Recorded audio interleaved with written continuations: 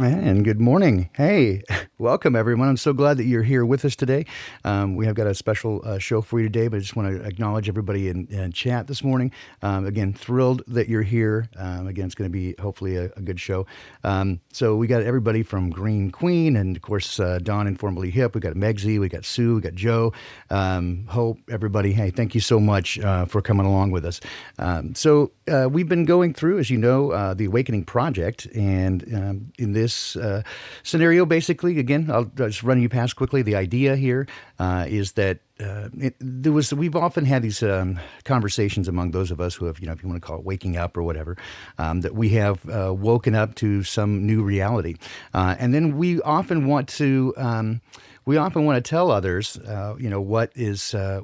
what's going on, because we care about them, but we get a lot of pushback. And so then we wonder what makes the difference between, those people who awaken and those who do not. Often, again, we try to tell them and we get severe pushback. And so there's this, what is it that makes this difference? And so we discuss this and wonder, what makes that difference? And is it just intelligence? Is it honesty?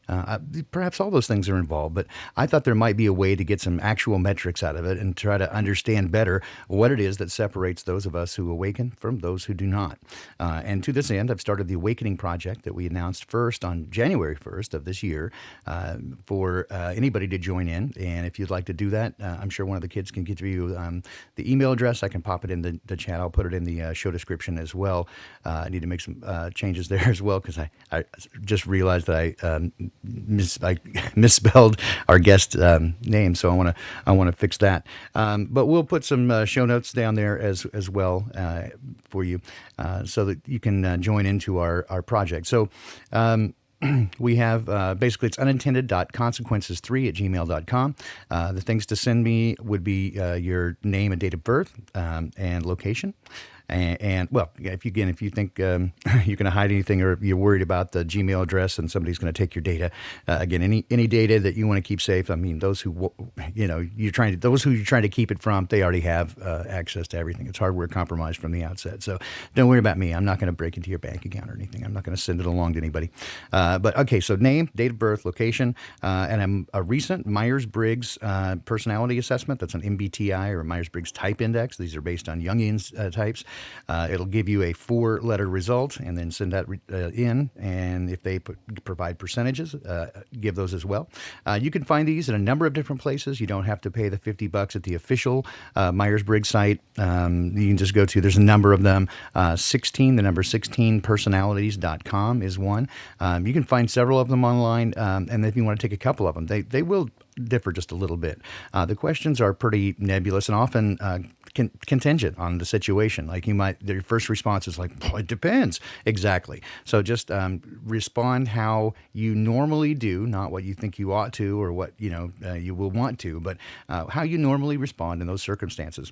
And then finally, giving you a sense of what I'm looking for is, in your own words, a little bit about your own awakening process. So we'd start ideally with a little bit about your background, and maybe some family of origin stuff. Then what was the first thing that led you down the rabbit holes? Was it, for some people, 9/11? For some people, Mandela effect? Different things led people down these rabbit holes. So what was kind of the first awareness there, and what happened? And then finally, take a look at how it's affected your life in terms of your outlook, your relations, your emotions, that sort of thing, and give us a sense of that. So this is where we're starting, phase 1. We still have open places for you.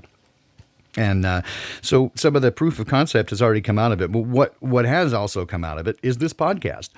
There were so many amazing stories of I would say revelation, if you will, these epiphanal moments of the world has fundamentally changed. And for some of us, the world and what it looks like has changed, the shape of it, the content of it.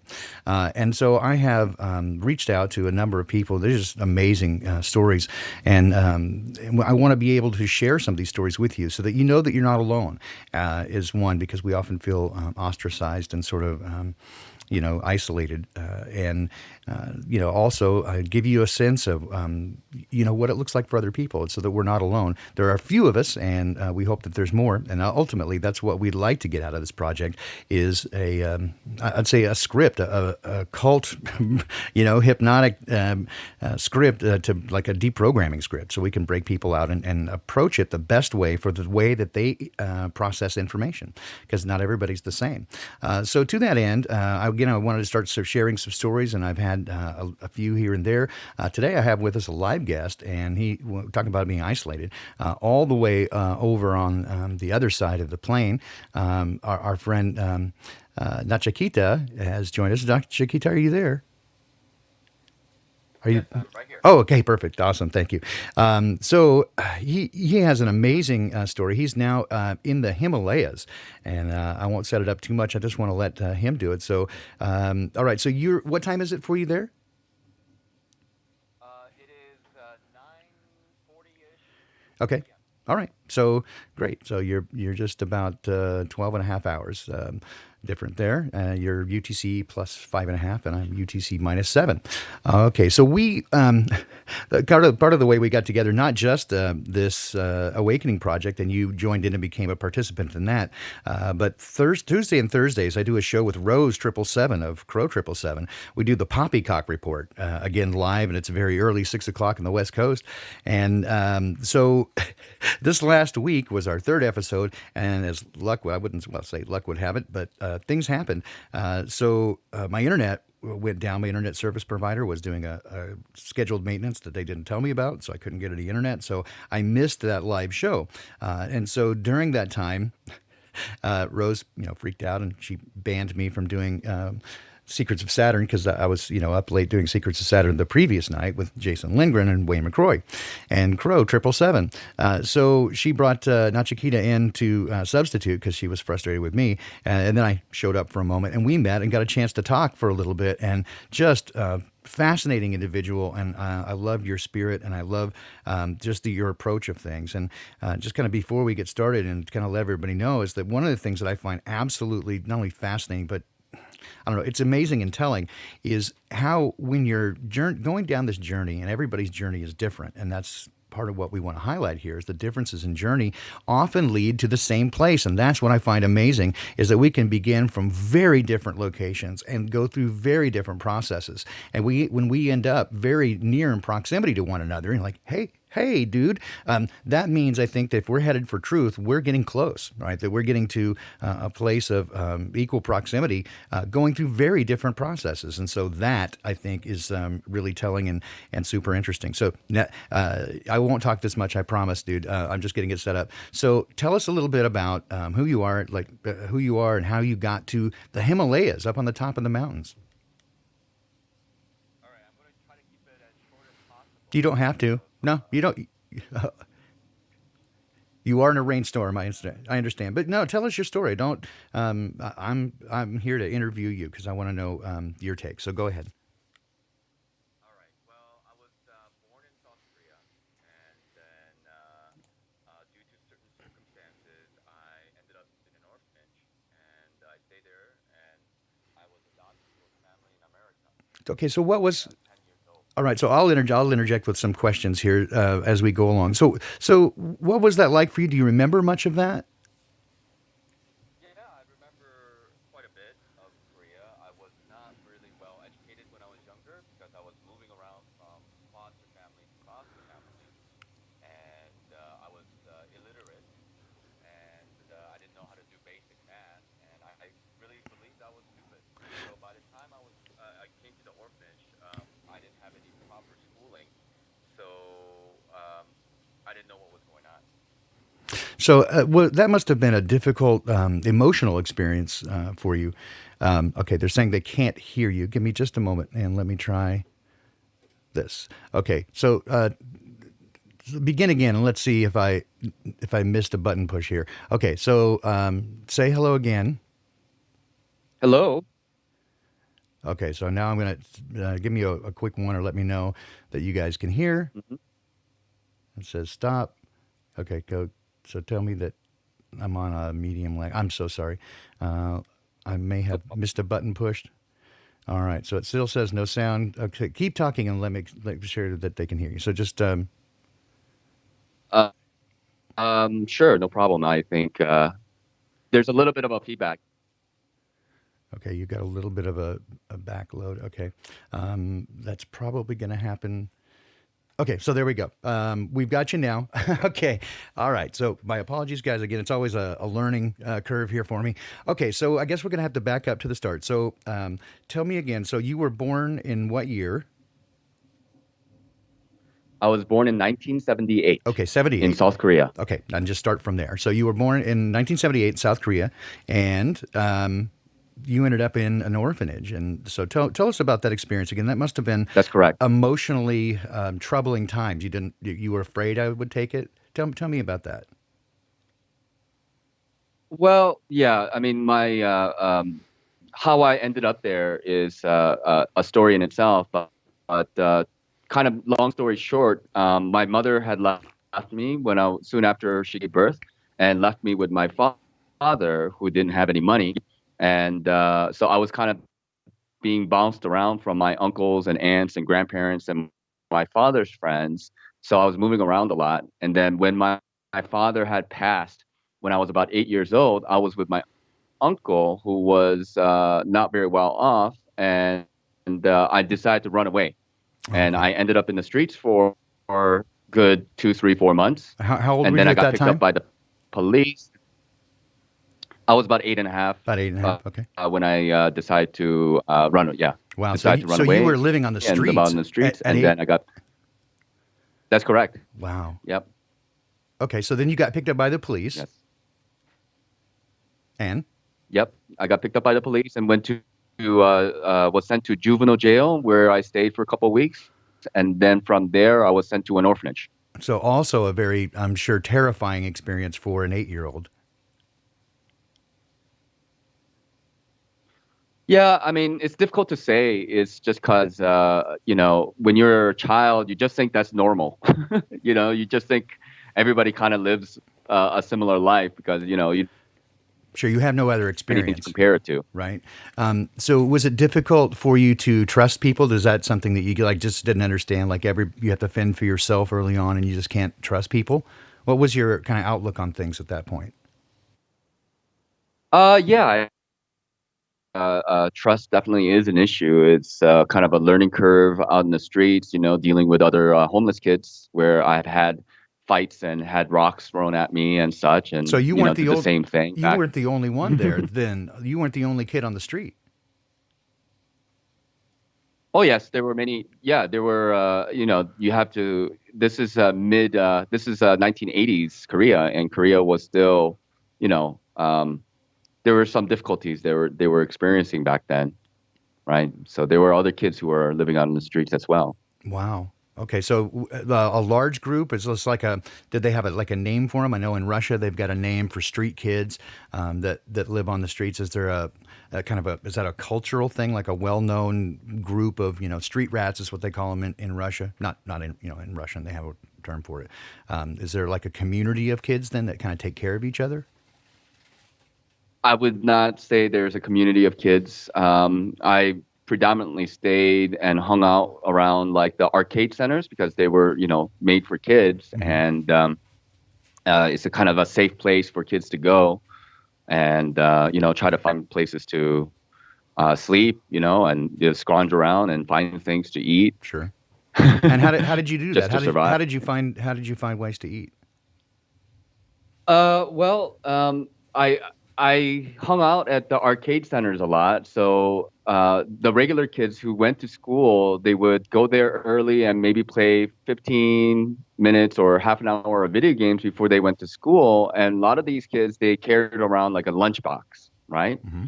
And what I did, since I hung out at the arcade centers a lot, I knew how to play a lot of the games well.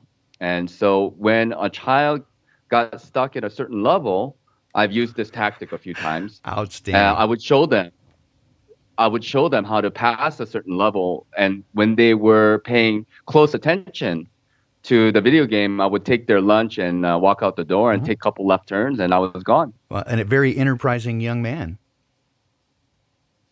And also, I found bottles, empty bottles, where if you collected enough, you would get 10 or 15 cents for recycling, and that would, kind of scrape you by, whatever, uh, uh, begged, Right.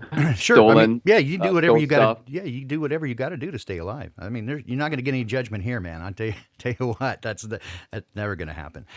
So, and then was it? So you were picked up by the police on the street. I assume because somebody that reported your behavior.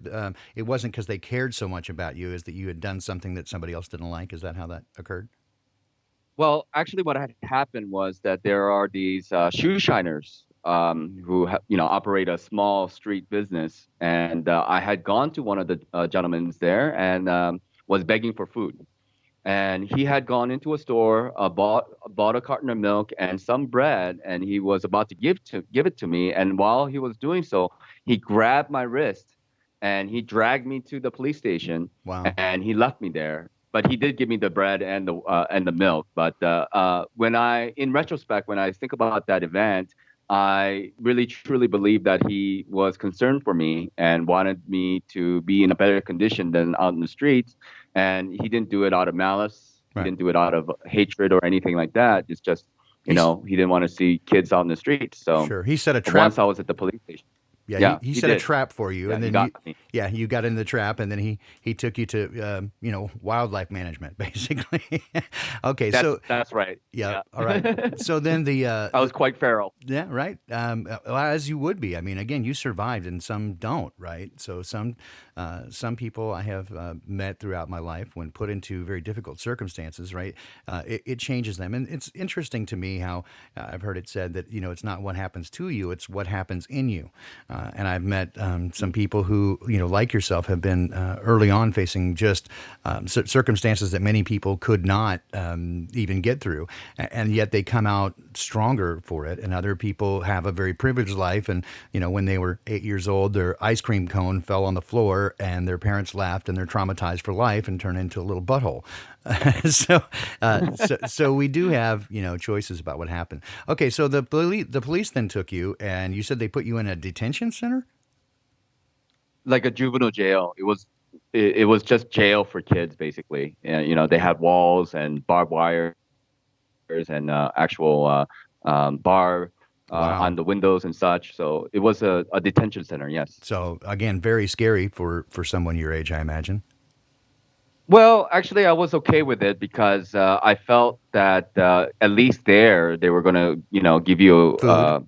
3 meals a day kind of Yeah. deal, and I wasn't getting that out in the street, so I was kind of like, okay, Yeah. Okay. Three hots and a cot. at That's least what they. I'm confined here, but at least I'm gonna get, yeah, Yeah, I've heard that exactly. story from many homeless people in the U.S. that they'll commit petty crimes to get arrested, so they can spend a week or so in the local jail and three hots and a cot, and they're fine with it, right? I understand.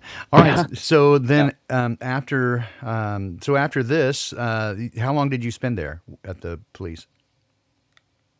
I spent about 2 weeks there.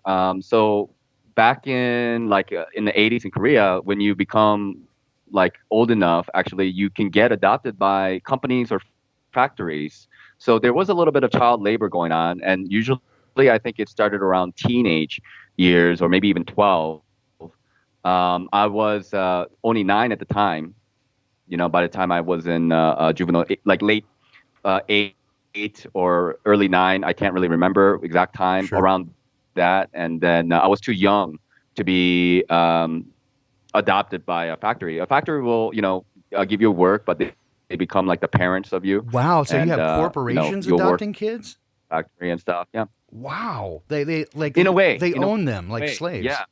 Wow, I did not know Well, that. yeah. I mean, you have to kind of see it from like a socio-economic standpoint, where the government is not doing well themselves already, and Mhm. what are you going to do with all these homeless kids? Nobody really wants them, and they could start. You have to educate them, so you might as well put them in companies and factories, and they can feed them, and they can make a living. There's a kind of an understandable level Sure, there's of some. Yeah, there's for what that's going some on. Yeah. social justification for it, and yet, Right. still by modern social standards, that still kind of child labor is considered, kind of horrific. But I suppose it's better than some of the alternatives, perhaps. Yes, I think that's how they see it. Would you say that there was a fair amount, often in these situations, especially when you have vulnerable children? Again, they are subject to all kinds of abuse, mental, emotional, physical, sexual. Sometimes. Did you see any of this? Yeah, definitely. There Yeah. were older children who were definitely taking advantage of their status. Um, and they it's quite common in Korea. It's a very hierarchical society, Yeah. and every 3 o'clock in the afternoon, a priest would come, and we would pray and learn about God and Jesus and the Bible. And afterwards, they would all give us a snack, as kind of treat for participating in, and hopefully they're hoping that we would eventually, Convert. go in that direction. So this is And we this is would go in one Catholic. line. Yeah. Okay. All right. What's that? I said I just asked. This is Catholic priest. No, no, no. Christian, not Catholics. Okay. Okay. It was Good. a Christian. All right. Because Yeah, yeah, yeah. there. I mean, And a lot of people don't make that distinction, right? So you said priest, and so I was looking. Do you know the denomination, the Protestant, or I have no idea. I was okay? only 9 years old. I didn't really care No, for just curious. which sect it was. Sure, didn't. I only cared to participate and get my snack and not get beat up. So Sure. we would go on one line and pick up the snack, and we would then go on another line and give the snacks to the older children who were there, like who were 15, 16, 18 years old, and then they wanted to eat everybody else's So they're snacks. shaking you So down for your snack. if you Yeah. didn't give your snacks, then you would kind of get beaten up. Wow. Yeah. People. I mean, people do that. So you were shook down for your snacks. All right. So then Yeah. so then you from there you ended up in an orphanage, and how did that happen? Well, I think the word got around eventually from the police station to my family members. I still had, like I was mentioning, that I stayed with my uncle, but I ran away from them because they were living in destitute. But I did have other family members, and they found out where I was. I think they were, I think, asking the government if they could put me in an orphanage to be adopted. So they didn't want you. No, I mean, the long story short, my father kind of screwed over the family. My father was the oldest son, this whole East Asian kind of deal where the oldest son gets all the Sure. family name and the Okay. family wealth, but he took it all before his time and kind of, let's say, gambled it all Squandered it. away Yeah. and turned our family into a bunch of poor people. Wow, that's unfortunate. So, I mean, I mean, in one way, I I guess. guess, yeah. Okay, so they asked then that you be put in an orphanage to be adopted. So from their perspective, they were trying to help you to have a better life. Yes, yes. And ultimately, do you think that I that happened? I mean, you did get adopted, and Oh yeah, yeah, absolutely. I could not have asked for a better situation than where I am now, yeah. frankly speaking. I, It, I, again, I think that largely speaks to you and your heart, right? That you're grateful. Many people are not; they would still be bitter about the things that have happened to them, right? So that the way that you see it, that this is one of the things I appreciate about you. All right, so you were at the orphanage then for what, like a year and a half? about a year, year and a half. Yes. Okay, and how did you meet your family? Well, it's a kind of a process. There's some regulations and stuff, but like my American family, had already had 3 children of their own, and they had adopted two girls who were not blood related from Korea. And my mother wanted to adopt one more, and she was corresponding with a girl in India for a couple of years who was of the same age as I was. But just before she was able to adopt a girl, the Indian government had denied her that right or privilege, and my mother was very upset.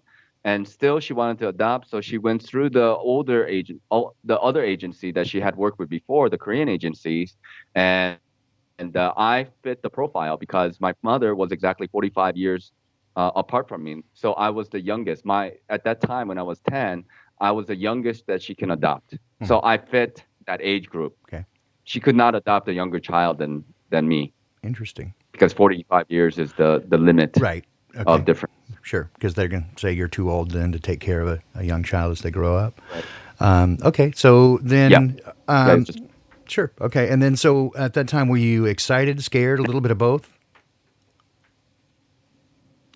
yeah. I mean, I've seen albums from families from Australia as well, and I was they were asking me if I wanted to go to America or Australia. They wanted to kind of see what which way I would lean. Mm-hmm.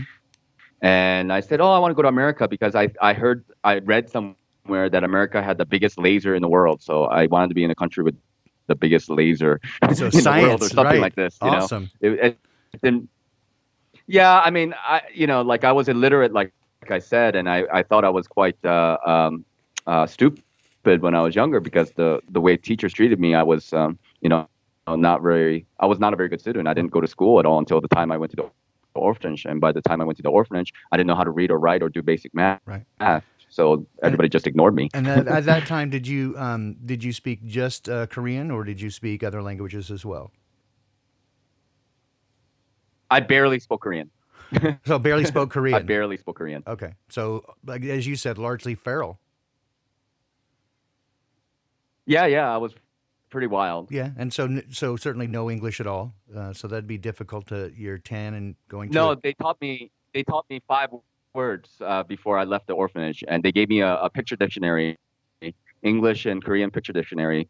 They taught me yes, no, thank you, you're welcome, and bowel movement were the 5 words that I knew before I went to America. Nice.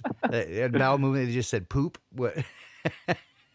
Well, the Koreans are very polite people, so they were trying to look for like a word that was, polite instead of like having to go to the bathroom or having to poop or things like that. Right. So they thought this kind of like medical term would be appropriate So they to actually use teach the for a year-old. they actually use the term bowel movement.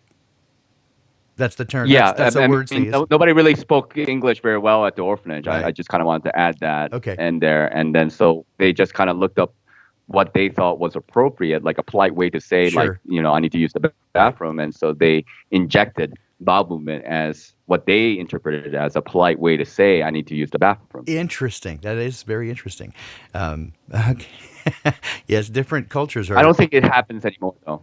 Well, different cultures are definitely sensitive to some things versus others. We often laugh culturally, for example, about how Americans they get really bent out of shape. For example, if they see nudity on TV, but we easily absorb Mhm. lots of violence. Right, we're big on that, and Europeans are like, what's up with Americans? They Sure. freak out when they see tits, but you get they throw out blood, right? Just brains exploding People's on. heads get blown up. Yeah. Yeah, exactly, on TV Yeah. constantly. No problem there. No problem. So yeah, the sense of Yeah. morality, the moral compass is definitely, it's a weird thing, and what people find appropriate and inappropriate.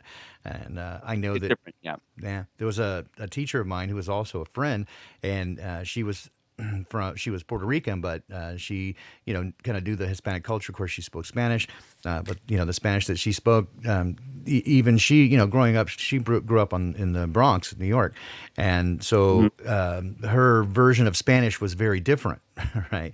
And she had gone to a church meeting, I think, in Central America, and they used terms for man and woman making love, whatever, that were very would have been very polite in one dialect, but in another, it was throwing it right out there. Right. So, and she Right. was shocked, and she didn't realize, and they had to kind of explain to her that no, this is kind of the way we approach it. And so, yeah, the different cultures have different, certainly, well, values all over. So I imagine then coming to America at the age of 8 was something of culture shock for you. I was 10, Oh, sorry, actually. I'm sorry, I you're I 10. was Yeah, out in the streets about 9ish, and then I was in the orphanage for about a year and a half, and then so I was about 10 and a half by the time I came to came America. to America.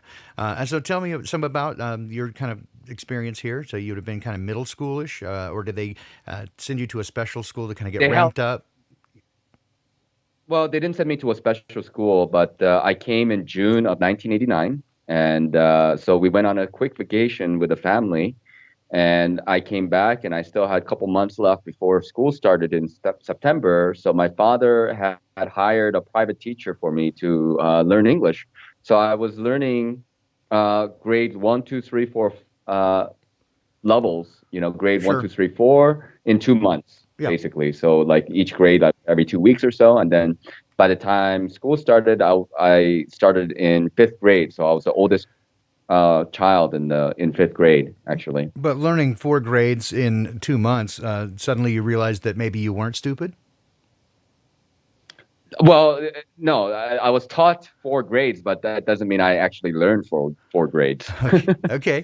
No, I just, but certainly, you again, you seem quick and astute, and I'm sure, being again the way that you got food money and food back on the streets in Korea certainly indicates that again you're bright and inquisitive. So I imagine, how long did it take for you in school to realize that you weren't dumb, you were just uneducated? Oh, I think it took a long time. I think I'm still in the process of trying to figure out, because I think, people do stupid things anyway, even if they think they're smart. Yeah. And it's a constant balance between those two extremes Sure. And that, And intelligence is a yeah, difficult thing to quantify. Really, there's different kinds of intelligence, as you know, and there's emotional intelligence. There's certainly, yeah, here what in our sure. culture what we call street smarts, right? For example, the way you grab the food, right? You create a diversion and yeah.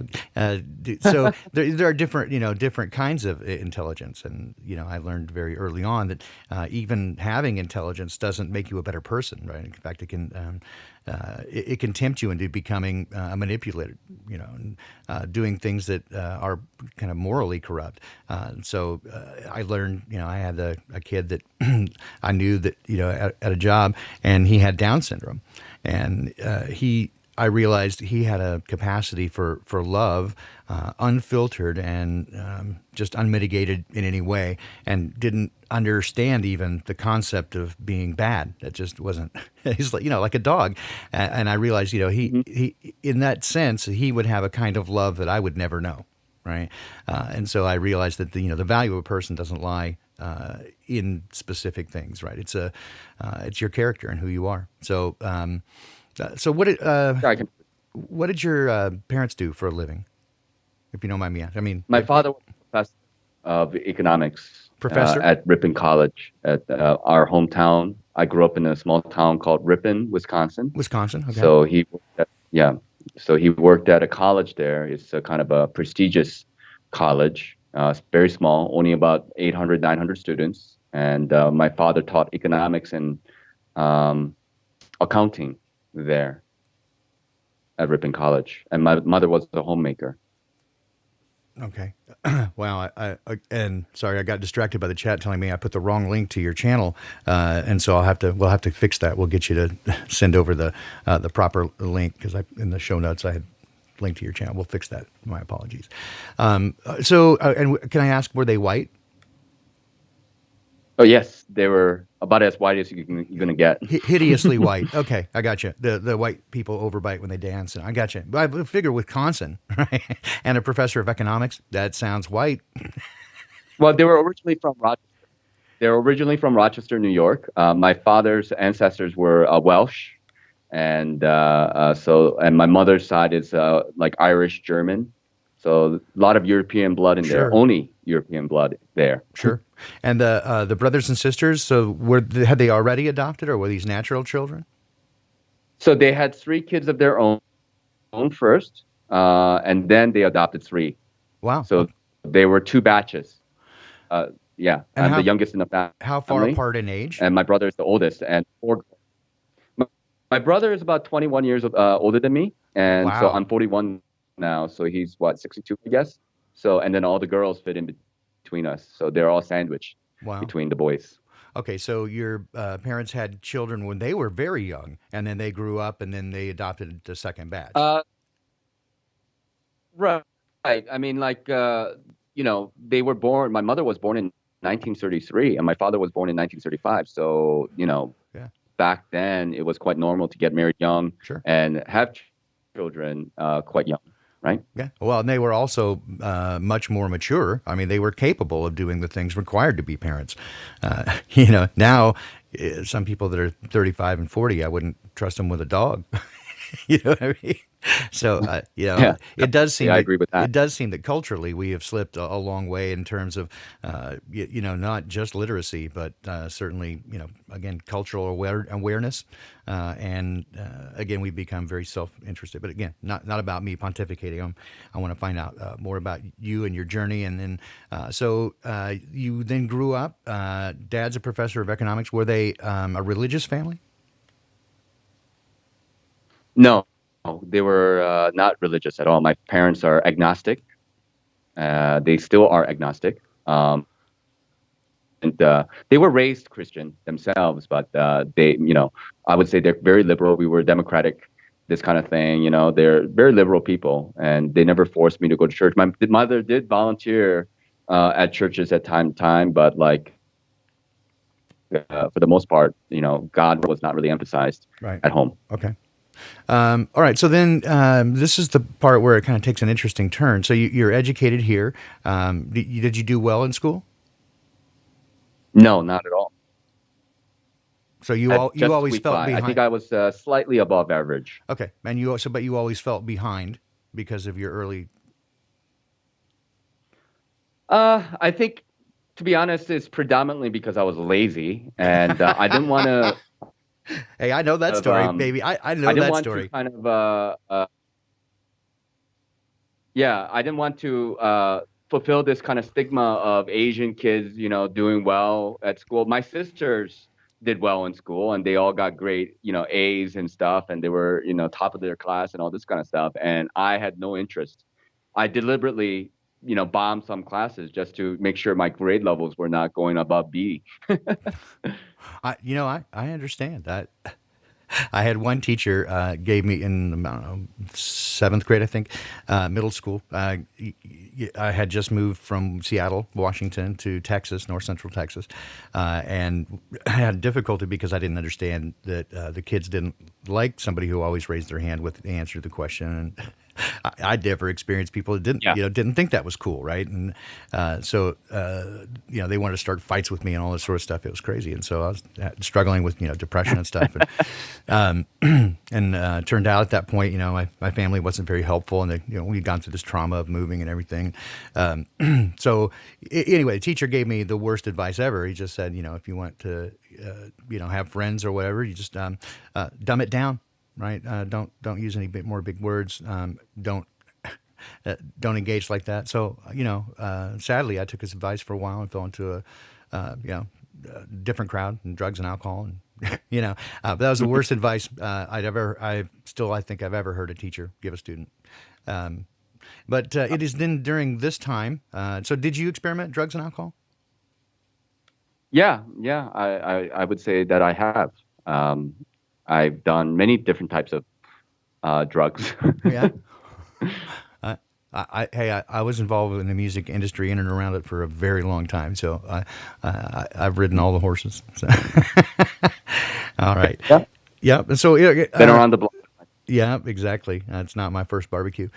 So then this is where kind of again the story takes an interesting turn here. Now I'm taking a good 25, 30 minutes to get through your first sentence, I think. Uh, but this is where the things took an interesting turn. So tell us about that. Well, just like I went to high school, and then from there I went to a public university, University of Wisconsin Stevens Point, and then after university I decided to move to Korea. I spent 10 years in Korea, and during that time I wanted to find out more about my history and what had happened, and Sure. get to know about adoption and all this kind of stuff. I was just going to ask about that. If you were looking to kind of reconnect with your roots and try to find your family, so Yes. that was a Yeah. motivating factor. Yeah. Okay. And you were Yes. what, Correct. 18 at this time? No, no, no. I didn't come back to Korea until I was like about 25. 25. Okay. All right. Um, Yeah, so it's been already 15 years that had passed, and I came to Korea for the summer. Uh, just to learn Korean a little bit, but I was mostly drinking, and I ended up meeting my biological aunt. She was the youngest sister of my father's family, and she gave me the lowdown about our family and our roots and what had happened, etc. So I got all this information from her. And so, did that give you a sense of fulfillment or closure to it, or did it just open up new doors? What happened? How did you? So you fulfilled the goal that you came there to do, which is to find out your history and understand it, and then you did get the information. So you've completed a task. You quest, right? You got the star level up. What's your mindset now? Well, I mean, to a degree, I think it just kind of opened, more doors. I was curious about, more things. Like my mother left soon after I was born. I came from a very wealthy political family in Korea, actually. And, my father had basically spent all the money away and sold everything and ran away. And he was just living like a movie star and by himself. And my mother was, I was told, was a smuggler of jewelry, and she was like a ringleader, Oh, a very nice, cunning lady. nice pun. And she was pregnant with me in jail. She was arrested, and I was already she was pregnant with me in jail. Incarcerated. And Yeah. when she was allowed, what's that? You were incarcerated before you were born. That's correct. Yeah. Yes. And so when she was allowed to give birth to me at the hospital, she took that opportunity to run away from the police with me and my father. Wow. So yeah, she's quite of a badass, and I would have, I knew that my father had passed already, so I was more curious about her, and if I could, meet her and talk to her about her experience. But unfortunately, that never happened. So you did not ever get to meet your mother? No. Had she passed at this time, or? There's no information. The last resort, because the orphanage had some information about me, and my aunt gave me as much information as she could remember. But because my father was already married to a different lady, and my biological mother was kind of an affair outside of marriage, which is a, taboo a in big no Korea, of no. course, Yep. and so yeah, so and especially considering our family, who are politically connected and all this kind of stuff. And so the last resort was coming forward with this story to the TV agencies in Korea, but they didn't know what to do with it. On one hand, adoption is a kind of a big thing in Korea because of blood. Blood is important. But the thing is, um, you know, because my ancestry, they're considered like traitors of Korea, and they're the ones, according to Korean history, allowed the Japanese to occupy Korea Oh, for a long period of time. There's a lot of hatred and animosity towards my ancestry, and they didn't know how to spin this story to the public, so they just decided not to do it. wow. So they were a kind of a powerful political group, but they ended up on the wrong side of history. Well, let's say that my great grandfather's youngest, no, I'm sorry, my great grandfather's younger brother was the first prime minister of North and South Korea. Wow. Wow. So I think that's about as highest. And then, they were, of course, related to the royal families before then, but Yeah. that's a whole, 2-hour conversation there. Sure. Wow. That puts you very, very deeply rooted in Korean culture. Uh, now, let me get this straight. Was it just before you left the U.S. or after? You said you had an NDE. Are you comfortable in telling us about that? Yeah, I had a near-death experience when I was in high school, when I was about 15 years old. It was uh, to me, I didn't really know what it was at the time, because I wasn't really smoking or drinking, or I was kind of like, into sports and stuff, and I thought those things were not good. I had, glass of wine and a beer. My dad would give me beer a little bit just to, get me accustomed to that taste, but I was never really drinking heavily with my friends. And but a friend of mine, he lived out in the country, and his father was away, so we decided to have a party there, and I bought like a bottle of vodka, and everybody else bought some alcohol. Somebody brought some weed, and then we were mixing alcohol and weed, and I was actually drinking, and I was quite drunk already. And then I was smoking afterwards, after being drunk, and it induced like a kind of a I passed out, and my friends were worried for me. But then I had this kind of almost like a out of body experience initially, Wow. where I had no function of my body, but I was completely aware. Like I was no longer drunk, and I was quite conscious of what's going on. And my friends were shaking me, and and actually slapping me, and yelling at me, and I could hear them. I could feel, I could sense what they were trying to, but I could not move a muscle. And from that state, I went into this, I would say like an NDE state, where I was immersed in bright white light, and I had this very comfortable feeling of like almost feeling like you are in a womb, very secure environment, and that's all you needed, and everything was of bright white light, and then I didn't, no time nor space was there, and then when I came to, I didn't know what it was, and it took me like a full day to just kind of try to digest what that experience was, and only later when I went to university, I took a parapsychology class, and I was starting to read other people's NDE accounts. Then there, I realized that I think I must have had an NDE myself. Wow. And did you come away with that with any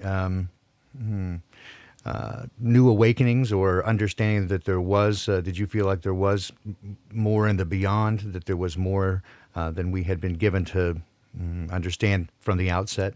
Did it change your views? No, not really, not too much. It just kind of I felt like because my parents were agnostic and they didn't really believe in God, and I was kind of raised in the environment where we were not really Christian. We were not believing in God, so everything had to be explained in a very scientific way. And for a long time, I thought it was just a, A short circuiting of the brain, chemical response? Yeah. some kind of yeah, some kind of chemical thing happening. Like I wasn't thinking in terms of like a spiritual awakening, anything like that.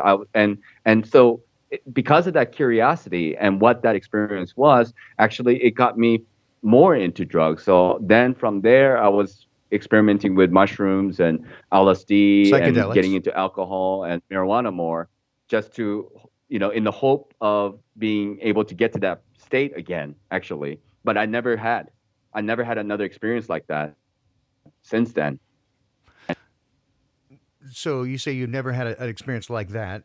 Would you have what you would say are spiritual experiences, or where you felt direct connection beyond the veil, if you want to put it that way?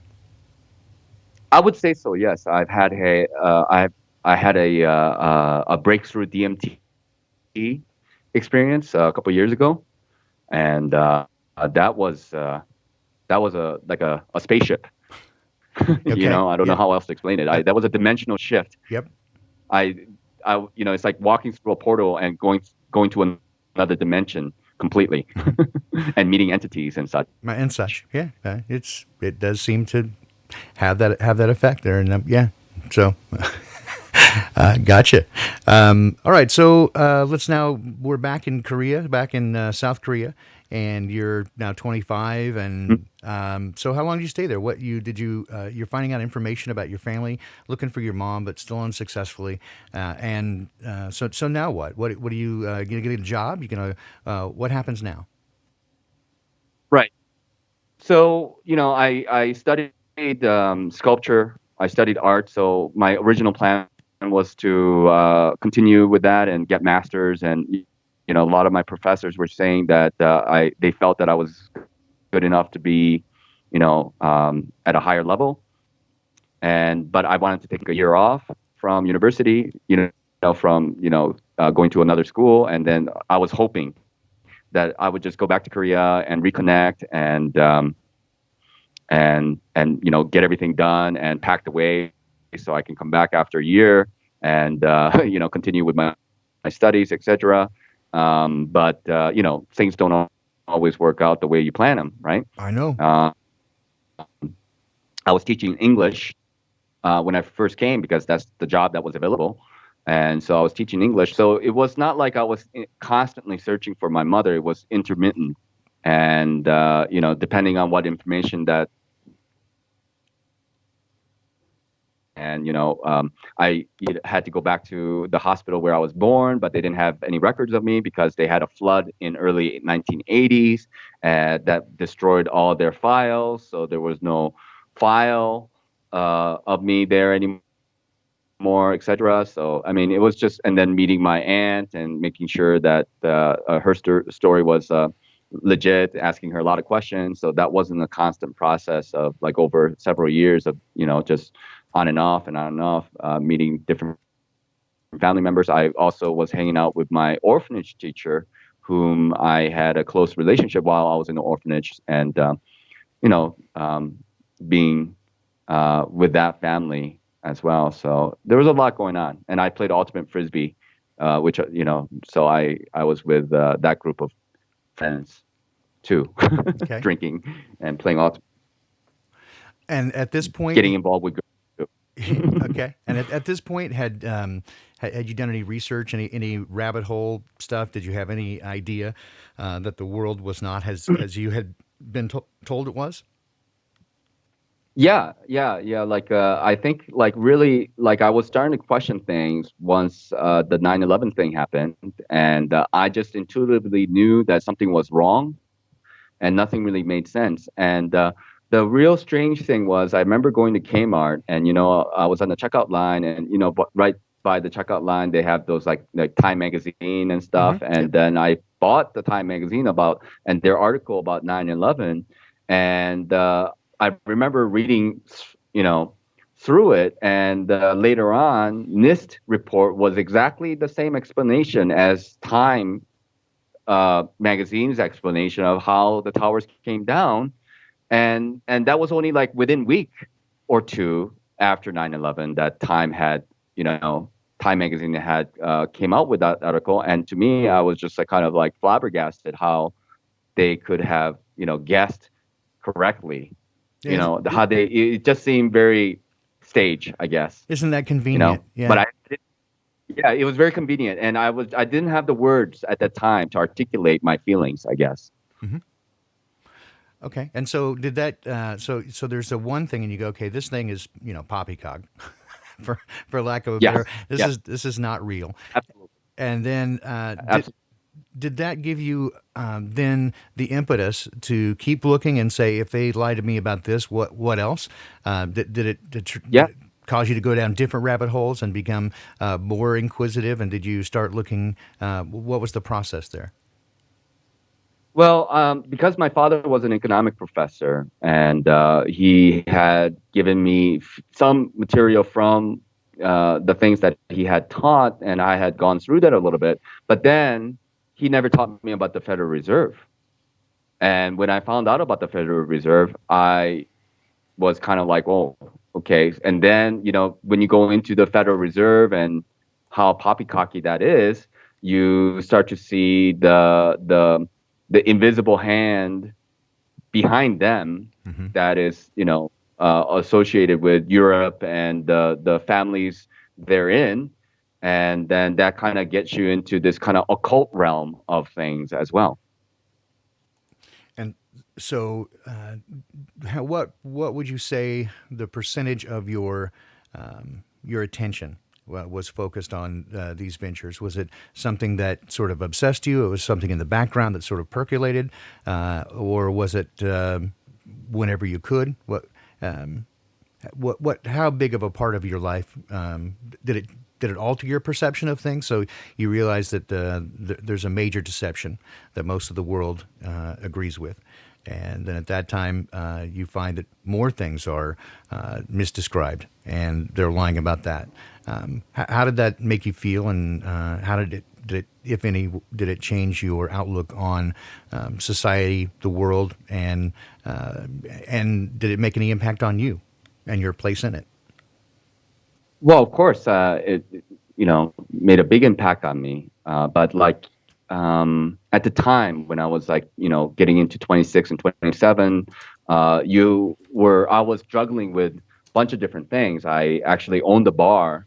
I got a little bit of a windfall from my grandparents after they passed away, and I decided to splurge on buying, making a bar. And so I was quite alcoholic, to be honest, at the time when I was 26. I was drinking a lot, and I figured like I might as well have my own bar since I'm spending all this money at bars anyway. But and then I had girlfriend and bar and business, but whenever I could, and then I had friends. But whenever I could, on my own time, I would do these kind of, I was getting into David Icke at the time, Bill Still and his Money Masters, made an impact on me. Um, so like I would say I was getting involved in like an eclectic research, anywhere from like the Illuminati to UFOs to aliens to ancient history to near death experiences and whatever I could get my hands on. And I was listening to a lot of Rinse Radio, but getting involved with all that kind of stuff kind of made me live, dual lives or triple lives because like a lot of my friends were not into that kind of stuff, and it was very difficult to talk to them about that kind of stuff. So you did feel sort of isolated and alone, and you didn't have many people around you that, if at all, that were aware of these things or wanted to talk about them. Yeah, absolutely. I felt actually depressed in my late 20s when I was like 28, 29. I actually went through a phase of depression for a couple of years because I felt very helpless. I felt very um, jaded because of all the manipulation that was happening, and I felt very alone because nobody really cared about all that was going on. And like when you go deeper and deeper into these the rabbit holes, you find out how sinister their tactics really are and what they're really doing and how horrific it really all is. Because it does become almost unbelievable to the point where people actually can't believe it, right? They reject it simply on the basis because it sounds just so terrifying that they can't really wrap their head around it, and so they reject it simply based on incredulity, right? That's Yeah, and so did you feel, and I guess you can say, do you feel, but especially again when you're kind of going through this process, like it made you want to correct the problem or make somehow fix it.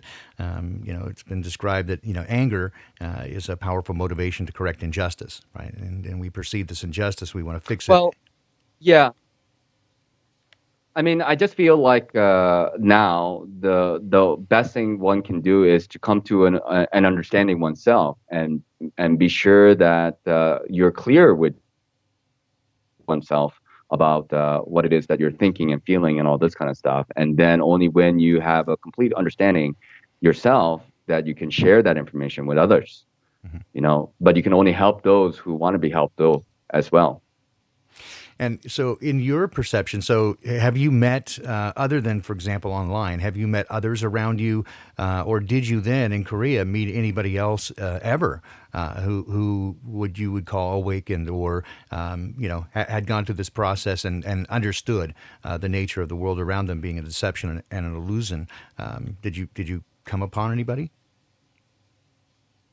Not personally, no, not in my circles. I think a lot of the friends, quote unquote, friends I had at the time, we were, like you kind of have an idea what you can talk about and not talk about. And of course, I would allude to a lot of things, but then, they just end up becoming dead ends.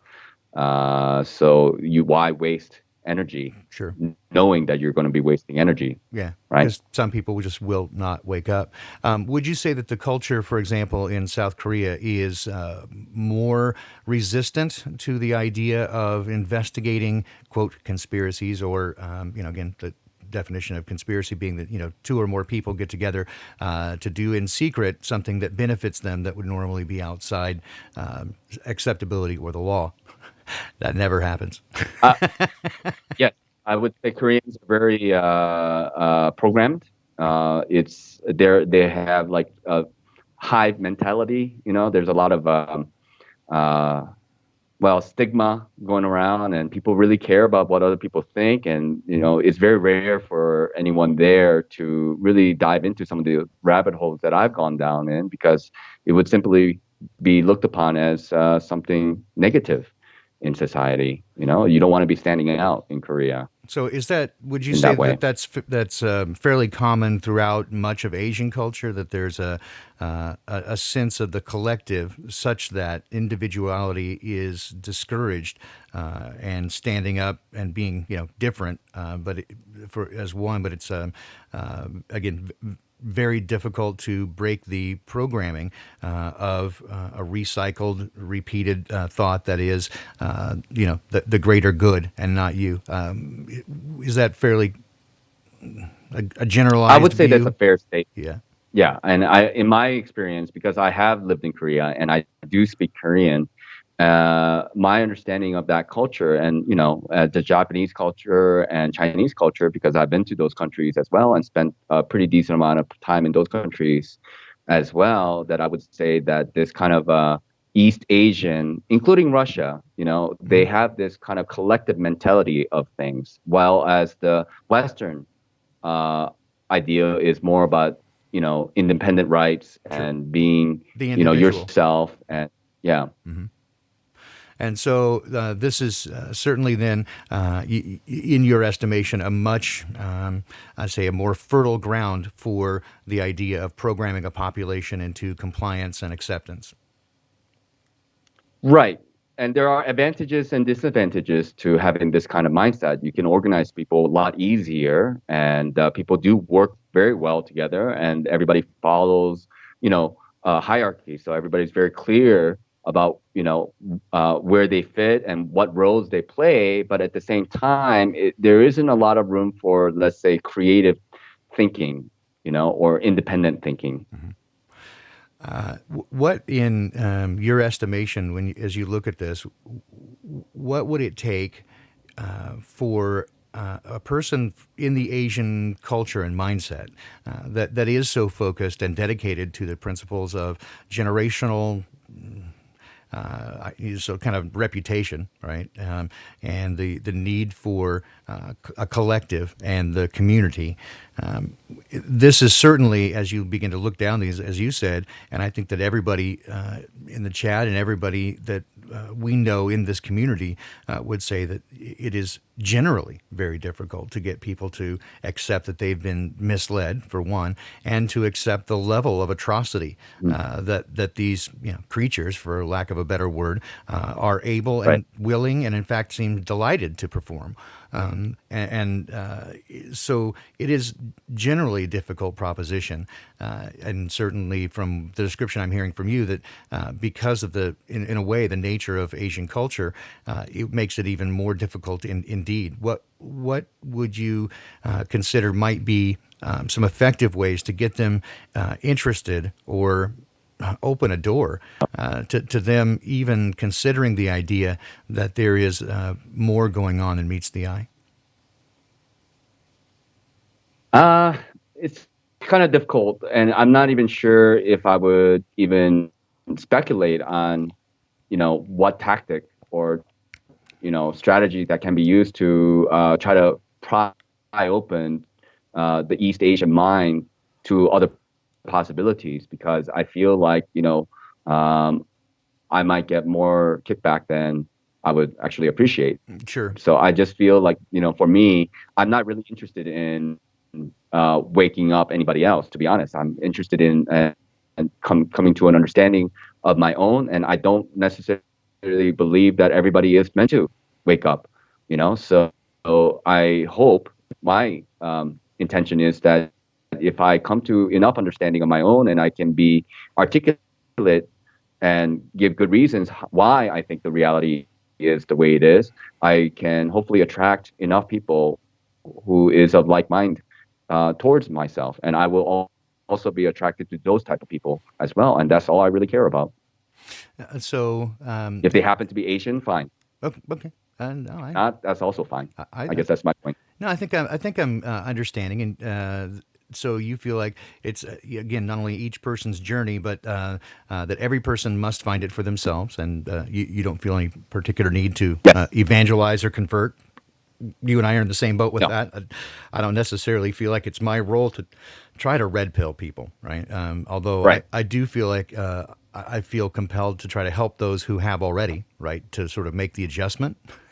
And many of them do feel compelled, Sure. like it's their desire to do that. And so, again, part of the goal for the Awakening Project is to see if we can, at least with those who seem potential, like you throw some seeds out and they start Well, to take like, root.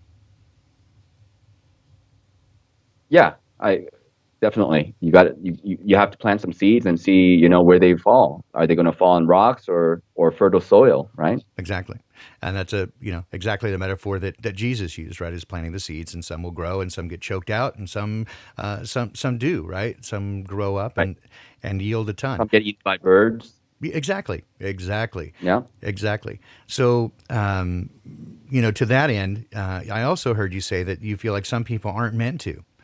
Do you feel like does this indicate any sort of sense of predetermination, or that there is somehow fate involved? That some people are predestined to awaken, or and some are not.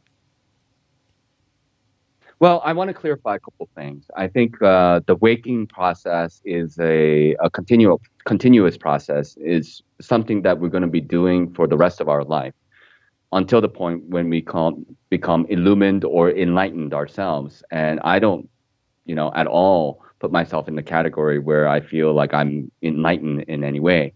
And, there are many things to be awakened to, not just the physical world in which that we are living in, but the inner world in which that we also reside.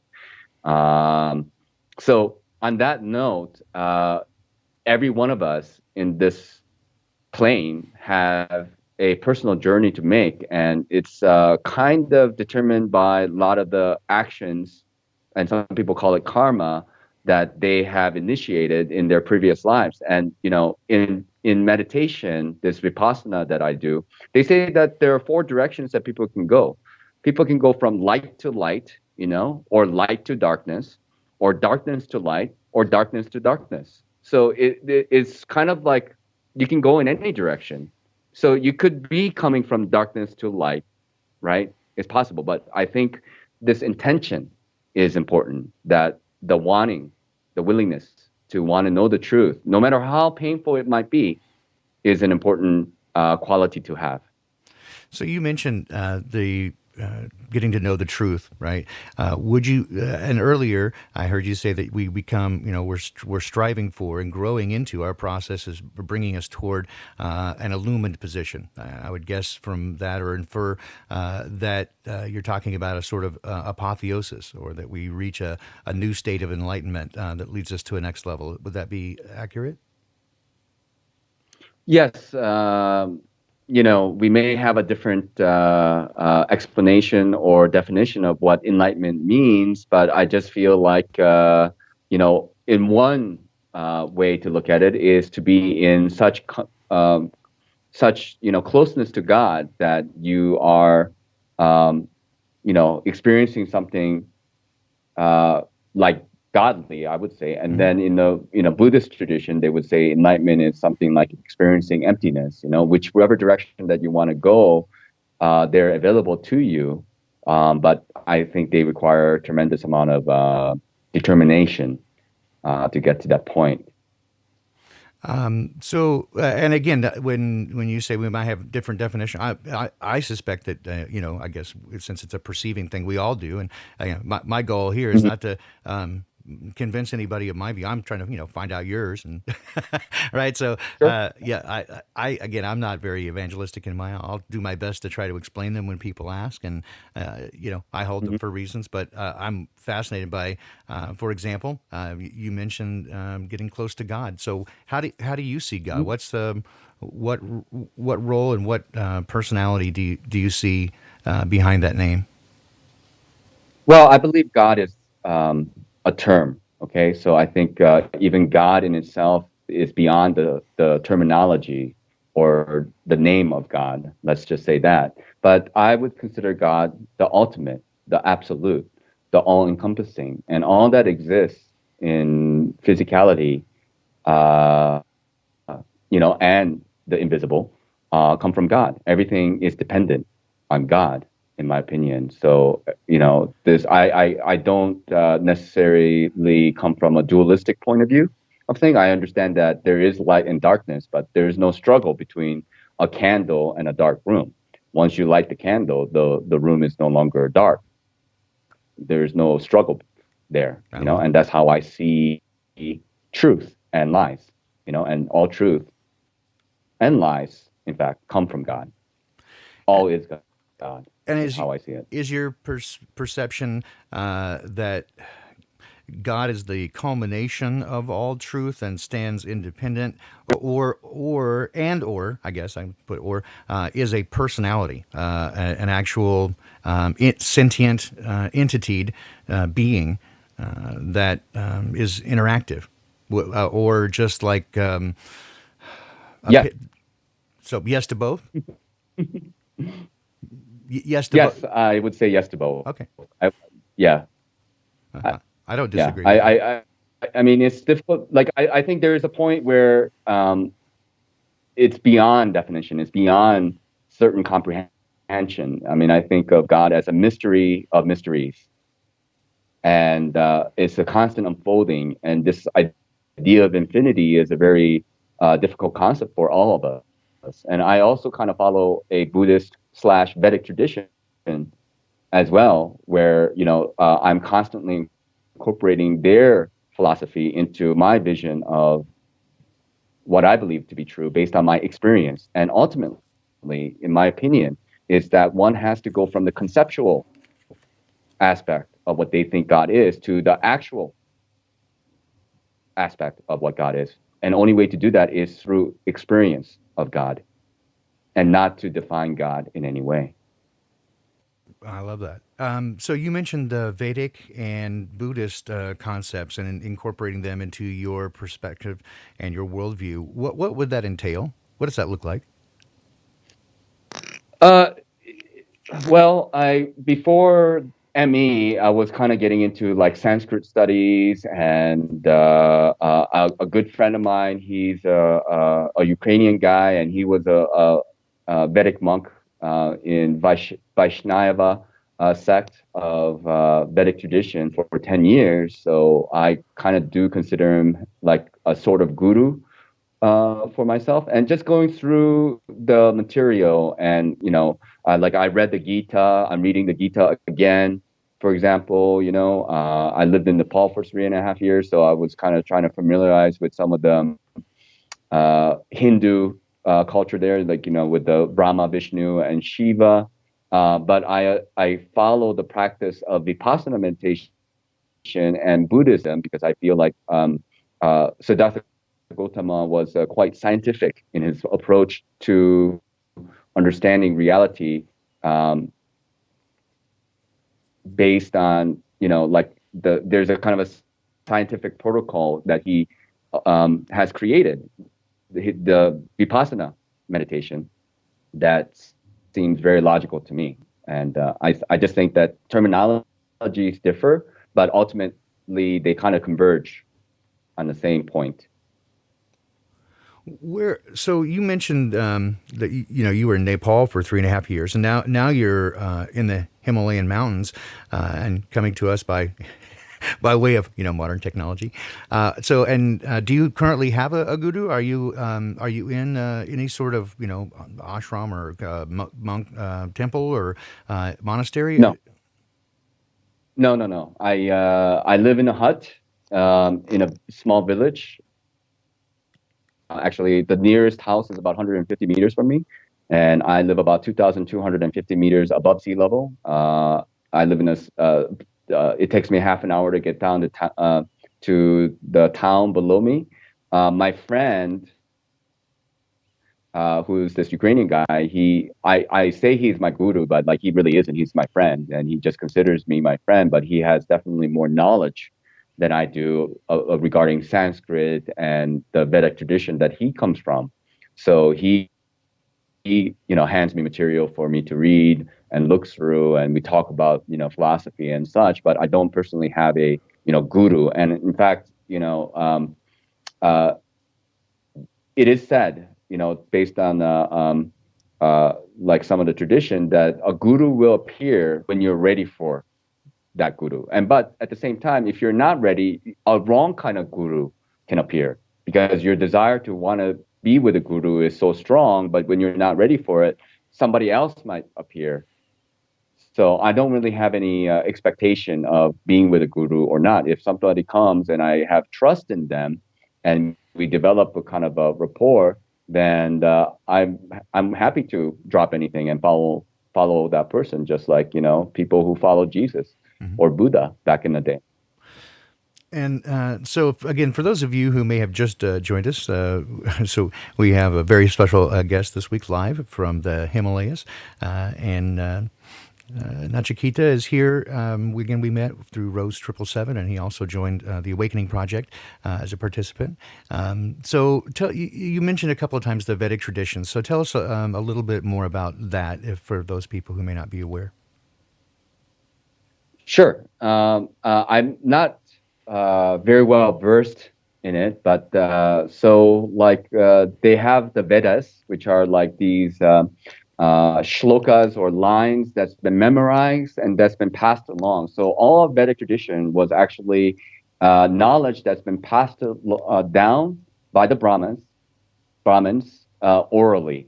So everything was memorized, and only in the recent years, like from 1800s and on, that people were starting to actually write down. So Indian culture, you can say, is a very wide culture. From Bangladesh, Bangalore, they have different language, and then on the western side, you have Farsi like language, which is Arabic, but they still had to memorize the same Gita of 700 shlokas. And so and there's the Vedic, like the Bible, you can say, in a way. They have the Vedic, and then they have the Upanishads.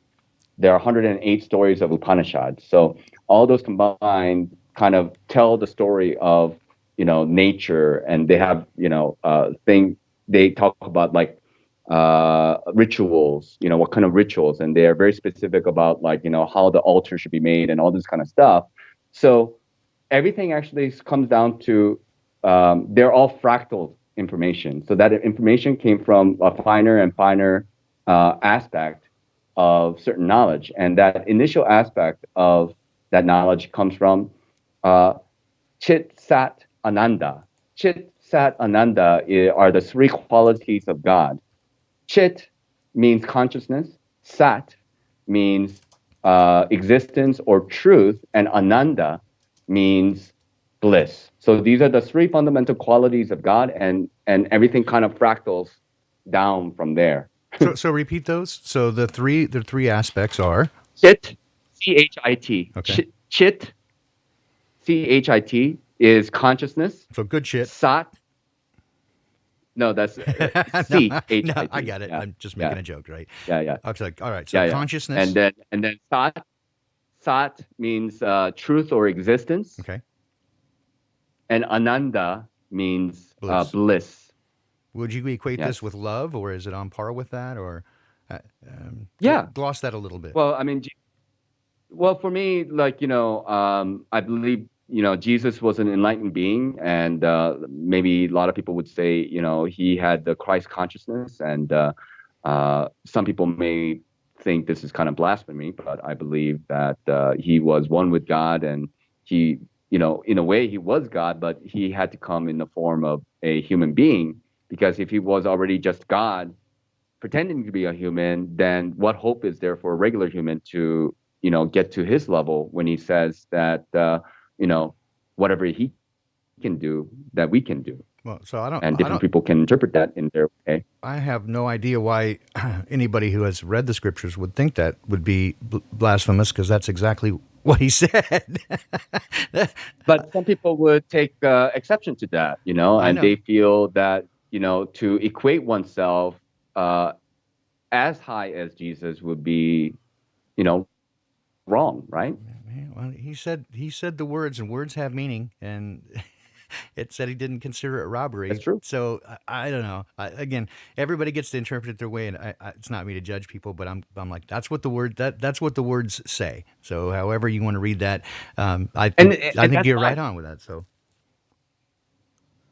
Yeah, and they have the right. That's the thing. sure, They have every right to believe and feel and think in any which whatever way they that they want. want. Yeah. But whatever they want, and that's the beauty of the world that we're living in, is that uh, in the Hindu tradition, you've heard of this term before, Maya. Hmm. Maya. Everything is illusion, and everything is illusion. Well, why is everything illusion? I think that's a very good question. And so Maya in itself, that word comes from ma comes from a verb to measure, right? And Maya means is a noun that means illusion. So to measure God, to measure infinity is illusory, right? Because Hmm. if all is God, and then all that exists actually in physicality exists in finite form. It comes and it goes.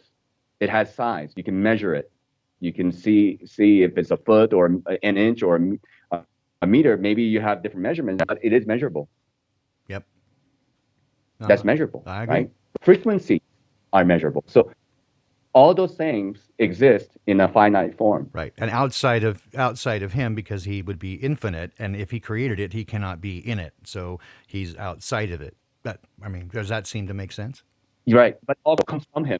Yes. Yeah, all comes from him. All finite comes from the infinite. Exactly. Yeah, because we're a fractal, a piece of it, right? A piece of it, Right. like taken off of it, and that's exactly the description that the New Testament includes. And again, I would say this, and I think that the Christian Bible says this very clearly, but many people in the Christian tradition would disagree with me on this. But the words that Paul used to say that Jesus came forth from the Father is basically a word picture that means torn away from, like you would take a piece of paper and tear a corner of it off. It's the same piece of paper. It's just a new piece of paper, but it's the same piece of paper.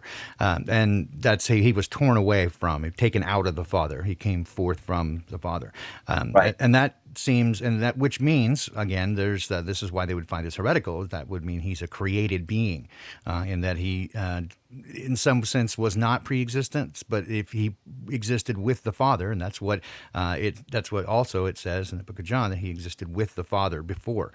So if he was torn out and came out of, he pre-existed with the Father, but was also a created being. And it is my view that he was the first created being. That was, it says that he was the first fruit of all creation. That's also the way the New Testament describes him. So that's just again my take on it. Anybody can see what they want, but and that's what it seems to me, and the people that I've come to know as the creator. Right. That seems consistent with what I know of them personally. Right, they haven't represented themselves in a different way, but again, they're very bad at answering the question why. Right, and there's a lot of stuff that all I get is that's none of your business. It's not your story. Let's work on you. Right. Well, well, and there are, like, it's a kind of a logic question in a way. Like, some people come from a philosophy that all is one, and there's another school of philosophy here that says, well, all is one, but they're different one. For example, as an example, you can say a finger is a part of the body, right? A finger is a part of the body, but finger is not the body. That's correct. Yes, it's a part, and So and if it was taken it's away a from the part of the body, body, if it was and if taken. it's taken, it's well, then we have to answer the question of what is the identity of that body, what constitutes that body. Well, and also, if you take the finger away from the body, what happens to the finger? Well, does it remain conscious or not? Well, either way, what happens to, I mean, from my perspective, what happens then is it dies. So if you take the finger away from the body, the necessary When result is going to be death because it's no longer attached to the body. And it is, this is my understanding of the difference between, you know, the argument being, and again, this is just how I see it, but the argument against him being, that the suit brought against him, is if I choose not to be connected with you, the result is death, and that's like a punishment. And the answer really is, and so if I, so the argument being, if you give me free will and I choose to do something other yeah, than be in your presence, then I die. That's not free will if that's the result. And what I see the answer being is that just just like the finger, if you choose to separate from perfection and to be apart from it, the natural result is going to be death. If you go move away from perfect, you are imperfect, and therefore entropy begins, and you begin to die. And that's the answer, right? So even though it seems a valid argument, if you give me a free will and I choose not to serve you, then and I die, that is punishment, and that is not free will. And the answer is, it's you know, from my perspective, it's not punishment. It is the natural, it's the antecedent of death, right? To separate right. from life is death. The That's just part of reality. It's just a result, a byproduct, you can say. It's just about you and what you choose to do. I mean, we go through death, every day. When we go to sleep, we essentially go through death. We disassociate with our body, Yes, and we go into this kind of dream world. Our body, the cellular structure of our body changes every 7 years. So you become a completely different person, sure. essentially, Except for the brain every cells, 7 years. right? Except for the brain cells. Yeah, but for the most part, I mean, Every so other like, cell, yes. you take a finger away or a hand away or an arm away, it doesn't matter. Like, yeah, it's that like we're constantly experiencing this flux, you can say. Yeah, So how do you identify yourself? yeah. C.S. Lewis And how do you described. choose to identify yourself? Yeah, C.S. Lewis described it as the law of undulation, that because we are both spirit and beast, then we go through these Hmm. natural cycles, right? So we would undulate Hmm. much in the same Hmm. way, biorhythms, right, would be active if you looked Hmm. at all into that. And it does seem fairly consistent, again, with portions of astrology, right? The influence the stars and the position of the sky clock have. Right, right. And all these things seem to me to be interrelated, and, and all connected. And that's, again, Absolutely. one of the reasons that I was, again, fascinated in talking to you is that, again, we have come to see very closely aligned things, well, not identical, but from very different paths, right? And that's, again, to me, leads to this idea of if you get closer to the truth and the people that you meet when you get closer there, those are the ones you want to get to know. Right. So another question being, so if one of the aspects of God, of the Creator, is bliss, that we said we could call that love, and sort of enrapturement, that sort of thing. So if we have this character, who again I perceive as, again, the infinite definition of love, the only true source of it, and what it is, that is love in ways that I can't fully comprehend. But that we also, by the nature of the suit being brought against him, there is an enemy, right, who dislikes everything to do with him and wants to hurt him real bad. From my perspective, he wants to hurt him badly enough to take his children away from him, and that's his goal. It's a numbers game. I'm going to steal as many away from you as I can. I'm going to hurt you like a jilted lover, right?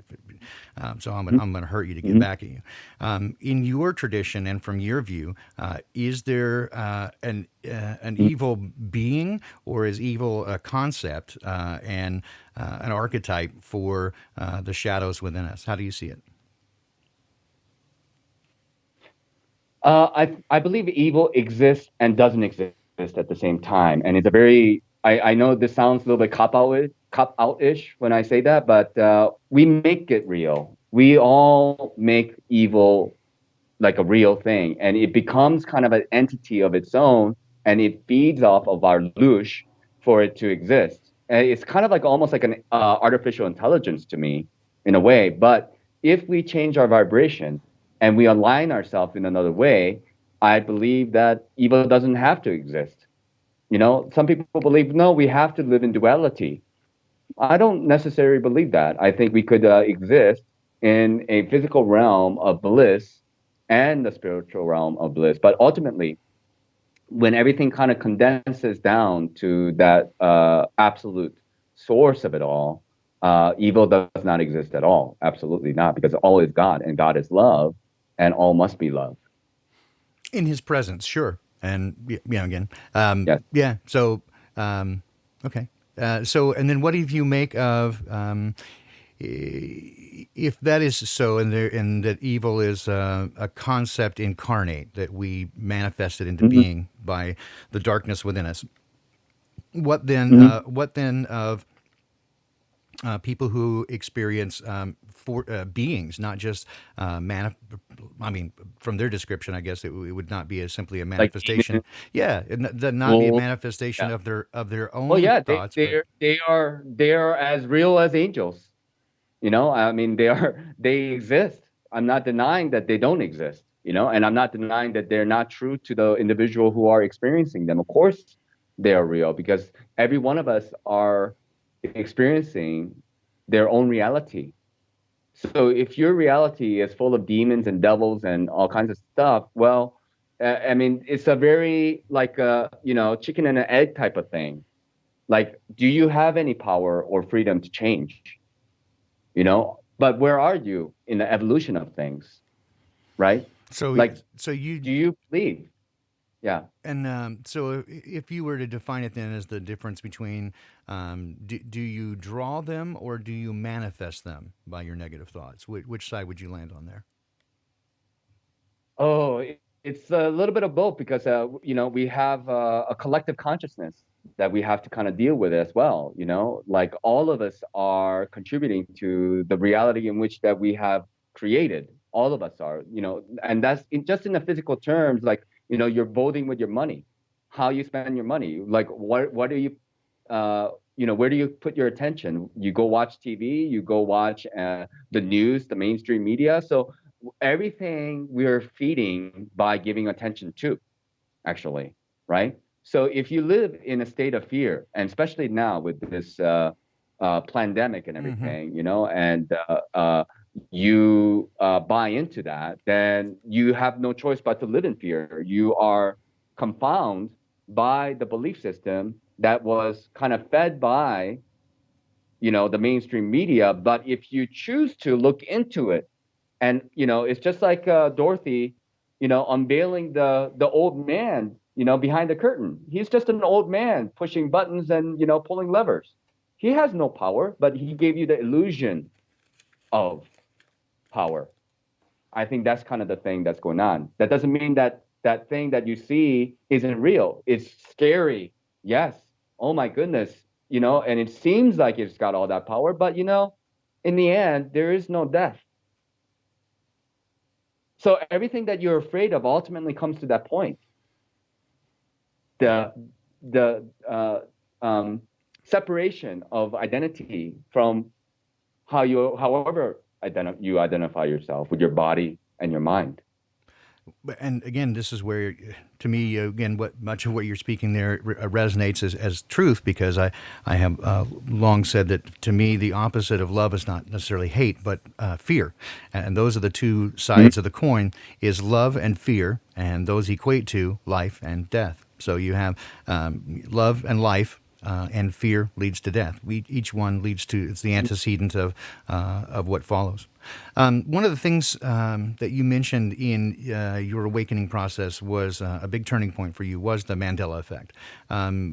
Tell us about kind of Mhm. what opened your eyes to that and where you see that sort of on the playing field. Sure. So I already kind of, uh, you know, woke up to like the flat Earth and everything when I moved to Nepal in about 6 years ago, and I was in Nepal. I mentioned for 3.5 years, from like basically 2014 to 2017 and a half ish, and then I got tired of everything in Nepal. A lot of people were taking advantage of me, and I just got rid of everything I had, and I turned it into a motorcycle, and I was living off my motorcycle and driving around northern India and eastern India, living off my backpack and staying in monasteries, living off my tent and staying in caves. And so I was kind of living this nomadic lifestyle for about 8 months. Wow. And then just when I came into this hut that I am staying now, that was October of 2018, and I was kind of getting back into like YouTube, and one of the recommendations uh, there was Mandela effect, and I was like, well, what is this? So I looked into it, and then I got fascinated by it, and then I was hooked, and I've been thinking about pretty much Mandela effect nonstop for more than a year now.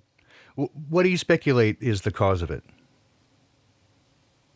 If you had to speculate, I know it's hard to say. I think. Well, I think it has to do with frequencies, and we know that Schumann resonance is correlated the changes that are occurring. But I tend to believe, because Nikola Tesla's talk about like energy, frequency, and vibration, as and I tend to believe that uh, you know these frequencies are kind of time stamped, you can say. It's Mhm. kind of like there's a gentleman by the name of Dr. Kalaman.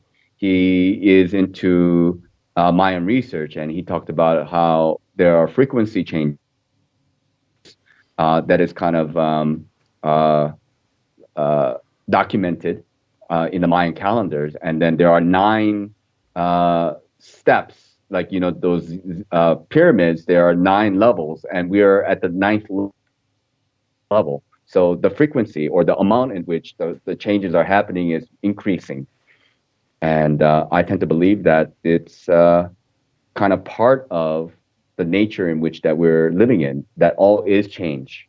This is like the Maya nature. And the Mandela effect is kind of like the clues to that. So, yeah. Okay.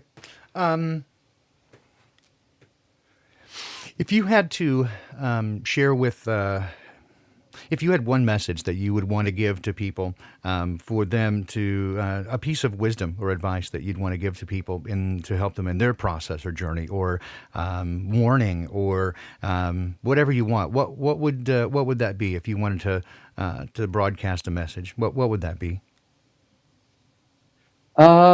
If I had just one message to share with people, I would say I would share what Walter Russell says. I'm going to just go paraphrase what he had said.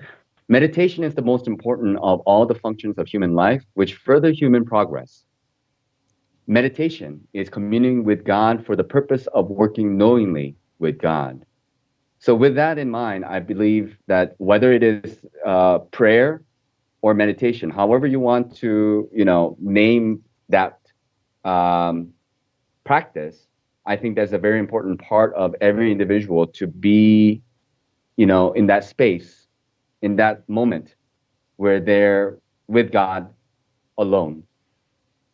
We have to all learn to be alone from time to time, because actually, when we go through the door, there's nobody to go through that door except you yourself. And meditation will help you to be able to step into that door when you're ready for it. Man, that is outstanding. You did not fail, my friend.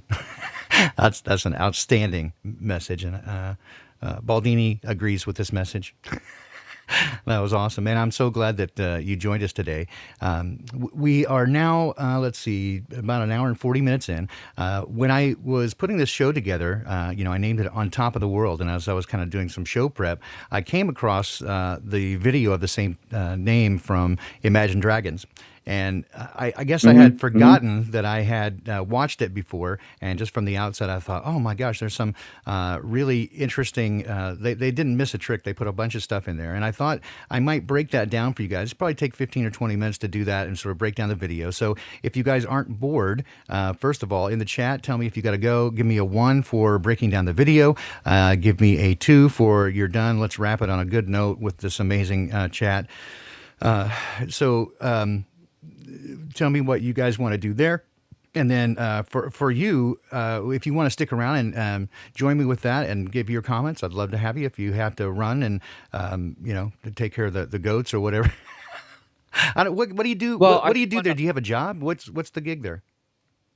Uh, no, I haven't been working in a while. I'm living very, let's say, frugally. Austerity. Yeah, I gotcha. I Yeah, like I don't drink, I don't do drugs or anything. I wake up, I do my meditation. I'm on the internet a lot. I was kind of given instructions to, you know, expand and share my stories with people. So it's being with you, being with Rose, being with Rip and Rabbit, being on Brian Staveley. I've been interacting with a lot of these people who are also going through the awakening process. So I'm very grateful for that. And I think I mentioned that I am an INTP. So I have this natural introvertedness Yep. and about myself. And I know you may not think of me as an introvert, but I am very much an introvert. But it took me a long time over the past year to just kind of come out of my shell and be able to express my point of view with people and share my story with everybody. And I've gotten to a point where I feel quite comfortable with everything. Well, I'm super And glad that you did, because I'm delighted to have you here and get to know you a little bit better. And I don't know if I share with you that I'm INTJ, so I may not seem yes, you like did mention. yeah, I may not seem like an introvert, but I am. And also that it's the intuitive thinkers who seem to comprise the largest of our respondents so far. Some of them, are introverts, some of them are extrovert, and a few of them are perceivers. ENFP or ENTP is a few of them. But yeah, I do find it interesting. So it's again feels like confirmation to me, right? That there are some corollary things in the way people process information and the way they see the world that gives them Yeah. the at least the ability, right? That not everyone chooses to. It doesn't mean that every INTJ or INTP or even ENTP. That doesn't mean that because you have that intuitive thinking aspect that you're going to wake up, and it doesn't mean that if you don't, you can't, right? That's just, but it is a particular way of processing information that seems like it makes sense, right? We don't rest well. We have physical Yeah. discomfiture until the story makes Yeah. sense, and when you know the story is wrong and false, before you felt like Mhm. it's well described in the Matrix, like a splinter in your mind. When you go to church, when you pay your taxes, right? You know something is wrong, but you don't know what it is. And then when you wake up and you see Yeah. what it is, right? And there are this group of people and things or whatever you want to call it, and they are working against us, and they lie, and you turn out that almost everywhere you look is a lie. It's not just one thing; it's like everything, and they lie, and so then it gives you a Right. different outlook on things, and then the story makes sense. All right, then suddenly it all falls into place, and you're like, well, fuck me. I mean, okay, now I. Well, yeah. For me, like I used to worry about whether, about other people's lies, but I now worry about whether or not, who is responsible for buying that lie. If I'm buying somebody else's lie, yes, that person's karma is about lying, and that kind of sucks. But it's also my karma to not discern what the truth was and buy the lies that I should have probably figured out by now. So I think it kind of works both ways. We have to be all responsible for our uh, authenticity. I agree. I think that's the most important Well, thing. it's up to us before we give consent to, do our due diligence. And if we don't, if we just hand our Yeah. beliefs over, I see too many. Yeah. Like not everyone that I see within what we might call the truth community or whatever, but not everyone does their research. It seems that they accept what's been told to them. And it seems like they just exchange one set of beliefs for another, and they don't really do their homework, and they're set up for falls. And those are the ones I think often that fall into like the Q category and that sort of stuff, is they want to believe so badly, and it matches what they feel should happen rather than what is happening. And that seems to be one of the difference to me when you look at the people who follow the truth, is they follow it no matter where it goes, even when that place is ugly, and even if it contradicts and contravenes what they already thought prior. Right. So it does make a difference to do your own research. And I tell people all the time, don't just listen to me and don't accept it. Right. Even if I claim something or speak with, it seems like confidence and conviction, then just because I'm convinced of it doesn't mean you should be. Right. Do the diligence for yourself and see what you get out of it. I would highly recommend that. In fact, I would be disappointed if you did not. I don't want people just taking my word for it and agreeing with me because I sound like I know what I'm talking about. you know, learn this stuff, and that's what needs Well, to we're all capable of making mistakes, and we've absolutely all made mistakes before. But it's not the fact that you're making a mistake. It's the fact that you are denying that you're making a mistake. So when you exactly. realize that you're going in the wrong direction, hey, say, hey, I messed up. I was wrong about this, and then just correct yourself. That's all. Yeah, exactly. That's it. Exactly. And, again, when you have the temerity to say, yes, I fucked up, mea culpa, right? And that you acknowledge that you can and have been deceived. Once you get there, it makes it much easier than I always say that I reserve the right to be completely wrong. I might be, and I have been Yeah. before. So, Yes. yeah. All of us. Exactly right, because we weren't always where we are now, and that's the thing No. about belief is that once you concrete it, it's concrete. It's set in stone, right? You Yeah.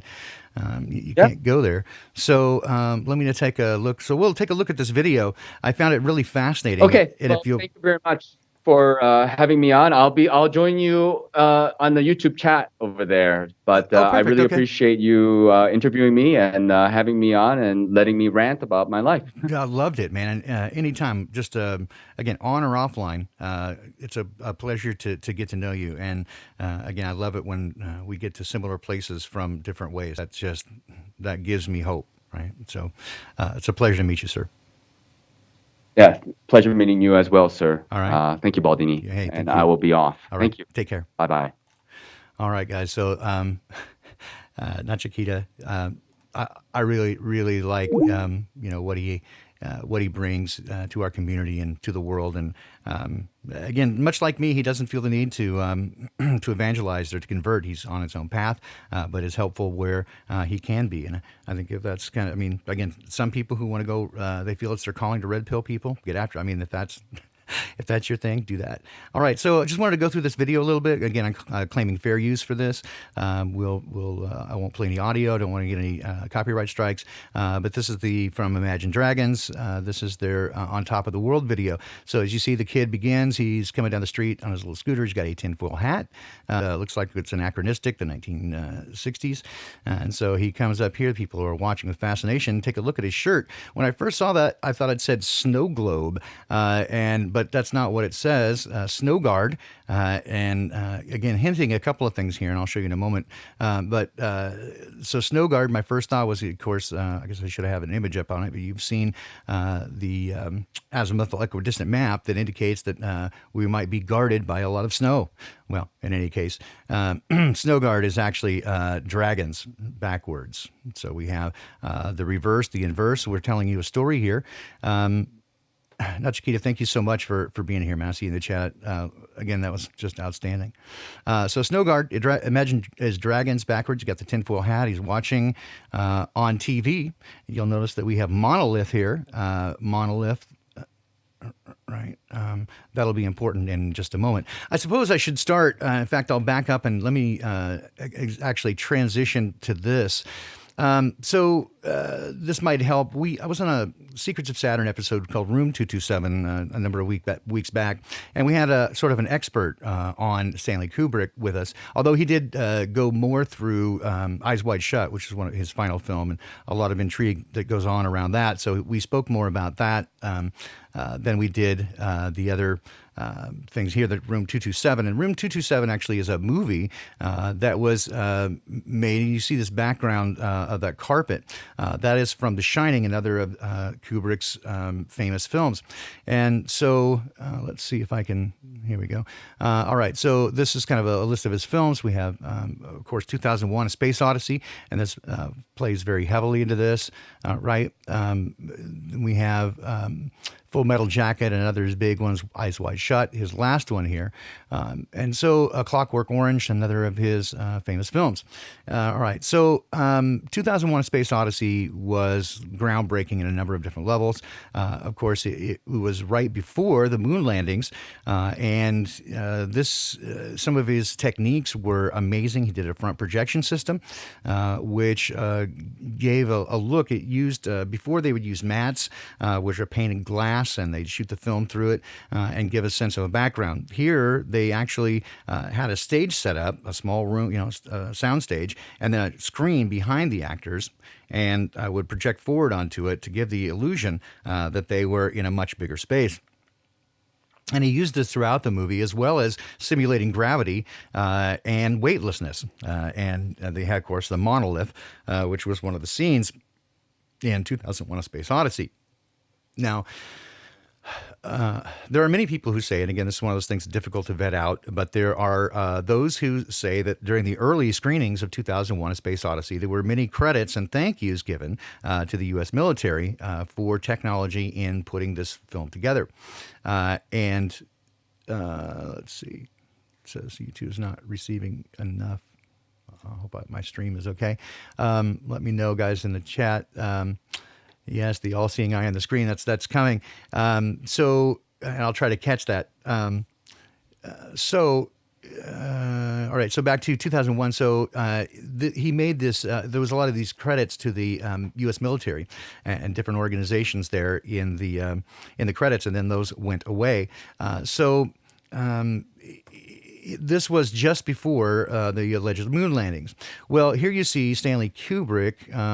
Okay. So I need to, what's happening here? Okay. So here you see Stanley Kubrick and this guy right here, right? And he's walking with Arthur C. Clarke. And so he's a famous, sci-fi writer who invented much of what we understand is technology today, including the satellite just a few years before it launched into space. And here you have the director of NASA, and here you have an astronaut. And this is in London, all together. So these guys are, together. So that ought to tell you something. As they're walking along there, they seem to be making plans, having a little chat, and doing their thing. So why would you have Kubrick, Arthur C. Clarke, writer of 2001: Space Odyssey, and the NASA guys and astronauts outside of a film studio in London? Well, here again with George Mueller of NASA and Arthur C. Clarke. And here they are seen a little bit later, still wearing the same suits. And they're looking at some plans. And so, again, I can't tell you exactly what those plans are, but there's much speculation that Stanley Kubrick, it was his work that was able to fool the world into thinking that the United States had landed on the moon. And there's a lot of evidence that says that, of course, that we did not land on the moon and that somebody faked it. There is evidence back and forth and a lot of arguments about this, but in the movie 227, there is quite a bit of evidence that seems fairly compelling that would indicate that he is in the movie The Shining, telling something of the story of his shooting the moon landings. And so here is the Kubrick exhibit, Stanley Kubrick, a recollection, and you see that carpet. That carpet was used in The Shining and featured prominently in it. Here you have Danny headed down the hall, and he's wearing the Apollo 11. This is a hand-knitted shirt, so it's a custom-made prop. Kubrick was well known for every single frame of his films were a message. There's nothing that's in it that's not intended to be there or look the way that it does. He was notorious for shooting hundreds, sometimes, of shots of a single shot and driving his actors crazy. So here he is walking down the hall. You've got the two creepy girls, the twins there, and they also play notably in the film. All work, no play makes Jack a dull boy. That was not, again, in the book. It's been suspected when you look at it. Again, A11 is the way it looks on the typewriter, like Apollo 11. And room 227, so 227,000 was at the time. I think now they say it's 239, but I think it was at the time 237,000 was the approximate distance to the moon when they landed on it. So it comes in perihelion, comes a little closer. But in any case, so that's what sort of the legend is, right? The myth, the legend. All right, so we'll go back here. take a look at this. So that's the story, and that will help you, I think, better understand what's happening in this video. So here we have, he's watching TV, and what are they showing? They're showing the rocket launch. And take a look at the clips that they choose to play here in this video as they're going through. You see the background there is the same as we saw in The Shining, so they're acknowledging the Stanley Kubrick legend because also this pattern was apparently the same as this looked very much like the launch site. So that's why he included that. So here you have this guy with his wife and child. And this is, again, remember, this is set in the 1960s. So here we have the kind of a hippie couple, let's say what we would now call yuppie sort of couple, right? But they're the sort of society WASP folks. All right, so then he's headed off to work. He's got his Mustang. And then if you notice, whoops, let me back up here just a moment. So I don't want you to miss it here. You notice that the house is 2001. All right, so 2001, A Space Odyssey. They're letting you know. Our next guy is the hippie, and so now it becomes apparent. He's got the bus there. So now you start getting the view that all these things are Tavistokian. All the things that they're showing you have been demonstrated to be Tavistock invented and controlled narration. So they basically programmed an entire generation with different groups that you could get into. You had the WASP group, the sort of upper, white sort of upper middle class group. You had the hippie group, tune in, turn on, and drop out. So you had that group, again, a Tavistokian creation. So Take Care, Little Lovebird, the Volkswagen Bug, which again was an iconic and of that generation. So a wild marketing success, and as a matter of fact, the brainchild of Adolf Hitler. So we have Ragged Insomnia, a little bumper sticker on his car there. And so now you saw John Lennon on the back there. Of course, the legend that John Lennon is dead. This guy's done up like a Beatle. And again, Beatles being one of the Tavistokian creations. And here you'll notice the wife and the two kids dressed up like the two twin girls from The Shining. So again, he's giving another note of The Shining. You got the globe up here in the corner. She has to go pee. Right? Look at the pyramid here with the star on it. Right? So you're getting hitting all the dots there. So he gets into his little car there, right? And he's now heading into work. So now we got the Rebel Without a Cause. This is the kind of returning U.S. Vietnam veteran. 237, that's the 237, room 237. Scenic Overlook. So don't want you to miss that part. Red, white, and blue there. And so now come back. We're watching the TV. And they're watching it. Take a look at, again, what they choose to show here. Now, here we have the Beatles, keeping in mind the Tavistokian creation, VTT 707. So let me break down that for me real quick. I didn't really look and see what the license plate was here either on this car, but you saw the U.S. Army vehicle then come across holding the flag. Here we have HAL 9000 backwards. This is from 2001, again, Space Odyssey. Here's HAL and the interface for HAL. So again, they're pointing the finger at 2001: A Space Odyssey as being connected to all this. Here we have your handy-dandy CIA guy, U.S. military, and these guys now are dressed in what? Starting to look a little different here. Luna 001, right? 68, you get your 9/11. Here they're coming in, and it's a blocked out military facility. And now what are they doing? What was that? Space boots. What's going on here? And they're putting on their space suits and getting ready for what? Little space launch. And here they come, and these iconic shots again. So now they're getting into so here we have now our kid again, Snow Guard, dragons backward, got the tinfoil hat, and everybody anxiously awaiting the launch of the module. And then now we show it on TV. These guys are in the background, and they've got their high-tech stuff. I want you to pay close attention here. The shots that they choose to use are pointing out the ludicrousy and the fakery in the moon landing. They're pointing it out. So note here, this is one that's been pointed out by a number of different people. You can see this line right here, which is a matte process. This is where they cut this out, and this is a separate piece of footage. So this is a cut line, a masking line right there. You can see it very clearly. And that's in the original footage, not added. So as it goes by, and you see now she's hypnotized by it. Again, you got the triangle here, triangle with the eye, triangle. So they're not missing a trick, right?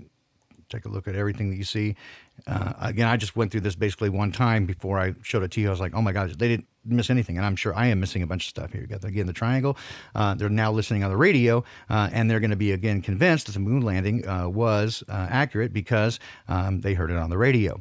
Here you have, presumably, the cosmonauts. They're all unhappy. You got a monkey, first one in space, and he's on this guy's head. And so they're looking on, shocked that, of course, the Americans are going to pull it off. They just can't believe it. And there you go, going into outer space. That look is straight from 2001: A Space Odyssey. Again, now they're showing it on the TV screen again, that they're on the moon. Monolith, remember that from 2001. Again, they're pointing to it very clearly. You got the typewriter over here. You got the creepy kids. Take a look at the stuff on the background, right? So, got our phone here because you're going to call the moon. Another pyramid on the table. Creepy kids. There they are. And we cut to a scene here in just a moment. And the kid, look up. Oh, did you see that? Let's see if I can catch it again. And we'll come up here and see if I can catch it. I did before when as soon as I saw it, whoop. Oh, I'm missing it. Try to catch it. Oh. Let's see if I back it up here and slow it down. Perhaps we can catch it. All right, so we're going to try to catch what's on that screen because you saw that it flickers there, and we'll try to catch then what's on the screen as it flickers, and you'll recognize it, I think, right away what's going on. And then we'll go back to normal speed. Thanks, guys, for staying with me. I really appreciate it. And like I said, I just wanted to show you how this stuff works and how much they put in here and what they're trying to ostensibly say. So here we have, again, Snow Guard. Everybody's, can't believe it. Stan and Brick. So I don't know if you saw that on the door, Stan and Brick, Stanley Kubrick. Here's what I wanted to catch. You got your eyeball, Snow Guard, which is dragons backwards. So they're throwing that in for you. And so it flashes there on the TV screen. And again, if you do that in real time, back again to real time, so you'll see that the effect that it has on the young boy with the tinfoil hat. So it comes by here, they're watching it on the television. Oh, yeah, Wheel of Destiny, that's right. And also the, well, hang on. Looks like it's not playing now in real time. Here, I wanted this to go to normal. Thank you. Okay, so you'll see when you play it back normal, it flashes, and then the boy blinks because it's programming, right? So it's subliminal programming. They're making a deal of it. There's your subliminal programming. He blinks, and here they're again, the Russians are unhappy because they've lost the race. Oh no!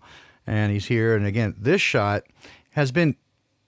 That shot right there has been shown so many times, and all of them are fake. They don't look, like the real thing, but it seems as if that they're telegraphing the fact that something actually happened during filming, just like this, because it was also rumored that, so Kubrick apparently, go watch the film 227, you'll get all this, but Kubrick was apparently, he wanted his own people in there, and they insisted it would be CIA guys on the set as film and stage guys, and they just sucked at it, right? And so he was pissed the whole time about their inability. They didn't know what the hell they were doing, and so apparently something like this actually did happen, and he was furious about it and hated the whole thing, and then couldn't believe that people bought it because he felt like he didn't get a chance to do a great job on it. He was rushed and didn't feel like he got to do what he wanted, and he was just pissed about the poor quality production, and then he was just shocked that everybody bought it. But this scene, you'll see, if I play it just quickly again, where the boom comes down, mic boom comes down, you've seen this in dozens. I wish I'd have brought them up. There are probably 6 or 7 different things, films. It's a comedy scene that it happens. And so in a variety of different places, this exact thing happens. You've seen the clip of it on YouTube, I'm sure, before. The guy going, what the hell? And I guess we'll have to start over. You even see it in a candy bar commercial, that exact scene. So again, you see that it's all a fake here. And you'll see Kubrick appear here in a moment. So they've already said stand and brick. And the triangles, they're all listening very closely. And, of course, using trickery on you. So they're clearly telling you that this whole thing is fake. There's Stanley Kubrick. He's very unhappy about it. There's Dick Nixon, right, his CIA guys, and he's excited about it, and Kubrick doesn't want to hear anything about it. They've got now they get the silly parts, and again, he couldn't believe that they were just doing stupid shit like driving a moon buggy around, playing golf. They'll get to that to a moment. So all the things that apparently went wrong that he hated, they're getting in here. The golf playing, he thought it was just they were showing off. He's like, see, I can't believe it. These are all actually stories about what happened, and so they're getting all of it in there, indicating to me that there's some validity to it because they're certainly knocking on all the doorways. And he freaking cannot believe, guys, and there's the Hal thing. Now everybody comes in, so all of a sudden, a bunch of people are in on the secret, right? So suddenly we have all these people in on the secret. You'll see what is the result here. Like, yeah, what the hell? What the hell? What's going on? How does suddenly all these people know? Who told? I don't know. But then they have to go through major a lot of PR work and a lot of misinformation to quench the rumors that it was fake. And Kubrick can't believe it. Dick Nixon is like, what the hell? And he's like, oh, okay, as long as people buy it, whatever. Right? You'll see that again with Kubrick, where, see, they're like, hey, you did it. And he's like, yeah, no. And again, they show the silliest parts of the supposed moon landing.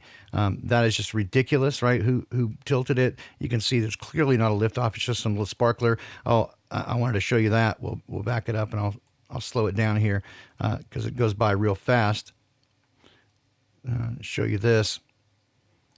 When you get to the Russians and the monkey. So here's Kubrick.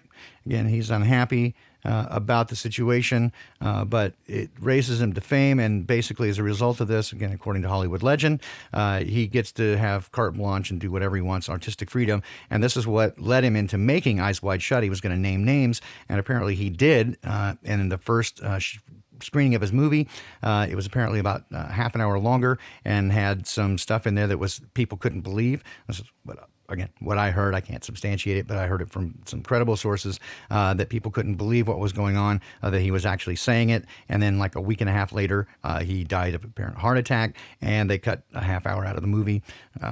Who knows what was in that. So here again, you're showing this ridiculous launch, and if you watch the original, you can see that just makes it just looks stupid. And so they're, again, mocking the fact that you should have known this was fake, right? And this is all a Tavistock creation. So every bit of what they're showing here comes from Tavistock. Here's the part I wanted to show you here. Watch the monkey. It's a head fuck. They done fucked you right in the head with that. All right, we're almost to the end here. We'll go back to normal speed. And maybe I should actually, toward the end, because it gets a little crazy, we'll do it at half speed here so you can see the end of this. So they got the balls bouncing around. Note that and he's just still kind of, yeah, whatever. He comes. The astronauts come back as heroes. I can't believe it. Ticker tape parade. All these things happen. He's just like, yeah, whatever. Get me out of here. I don't want anything to do with it. Watch the last scene. The very last scene, they're going to cover it up, but watch what happens. He's congratulating the boys. And at the very last moment, how does it end? And the globe is gone. So there you have that, kid. I wanted to show you that. And again, now I'm sure, and this is what I would say, I'm sure that if you ask them, the folks who made that video, that music video, would say that they were just mocking the whole idea because it's silly, and they're just, mocking the entire premise that they've heard this Kubrick tale. It's a bunch of silly nonsense, and they're making fun of you. And because the kid's wearing a tinfoil hat, right? Okay, so get it. I think you're probably got discernment enough to understand that is not, in fact, what's happening right there. They're telling you every inch of what you need to know about what happened, who did it, and but not really why. And they want you to think that the Russians did that, but it's not like that. Guys, thank you so much for being with us. I just wanted to cover that. So for normally I wouldn't break stuff down like that, but it hit me when I saw it, and I was like, "You're kidding, right?" It's like they got all of it in there, and they're showing you who and what and how. It's again showing you. Tavistock and their creations. Don't forget, if you want to get a "I do not consent" sticker, you can just send me an email and I'll zip you. I just finally did get those from our gracious member and sending from Europe. So they just showed up this week, so I can get those out. So if you want to receive one for free, I'll send you a couple of them if you like. Then send me an email, Unintended Consequences. Unintended.consequences. Let me put it here in the chat for you. It's unintended dot consequence. I got to make sure and spell it right. 3@gmail.com. Did I do it right?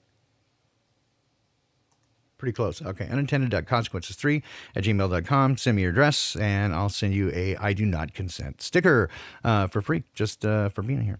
Okay. So there we have that. And I think that's it for today.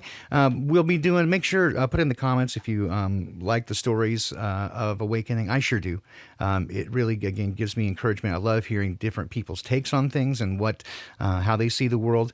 I am, as I told Nakechita, that I think that when all of us go in different directions, and some of us very diverse directions, and wind up very similar to the same place on such topics that are really poo-pooed by the world, right? So, and that he made an interesting comment as. Hey, thanks for sending me mail. You can also send me snail mail if you like at P.O. Box, and I'll put this in the chat as well. P.O. Box 2248, Linwood, Washington, 98036. Yeah, that's right. Okay. So you can send me snail mail if you like, and we'll get that too. In the coming weeks, then, after last week, you guys were so super gracious. I asked about if you guys would be interested at all in helping me get some more hardware to do better presentations, because I kind of struggle with some borrowed tools right now. And I was able to help our friend Brussels Rabbit, Russell Babbitt, as far as I can tell. Go check out his channel. I'll put it in the channel description. I've done several appearances on his show as well. Anyway, he's a great guy, does music, does busking, and does videos. And so he needed some tools, so I helped him get some, and he's going to be in hog heaven now. He just received them yesterday, as this, since we're live here. It's not a scheduled show or anything. So anyway, if you guys might want to help me get a new computer and stuff, and a lot of people said yes, and I thought some people would say no, don't commercialize it. I didn't get any of that. So I'll set something up. People have different suggestions about the best way to go about it, and I want to be a good steward, right, and conscious of what's happening, but I also want to make it easy for people. So I'll try to find the most effective way. I've been talking to a couple of people who do this like for a living, and so see what they think the best solution for this is, to be as judicious as I can with you guys' gracious gifts, as well as trying to help me, do this. And so anyway, I would just want to, every week is a pleasure for me, and I just delight in it, and it becomes the highlight of my week to hang out with you guys. And don't forget to join me on Tuesdays and Thursdays at 6 o'clock a.m. Pacific and 9 o'clock Eastern Time.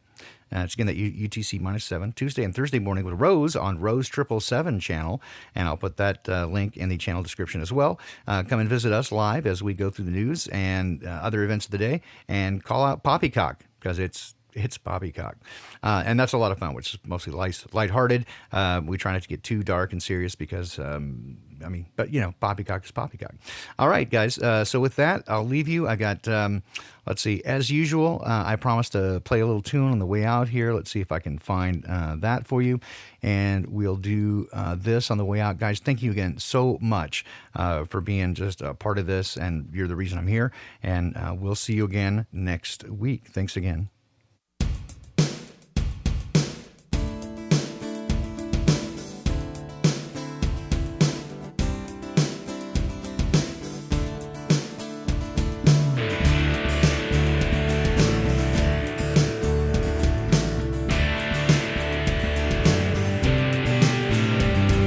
Invisible streets pull me to your side, marking a pathway where solace resides.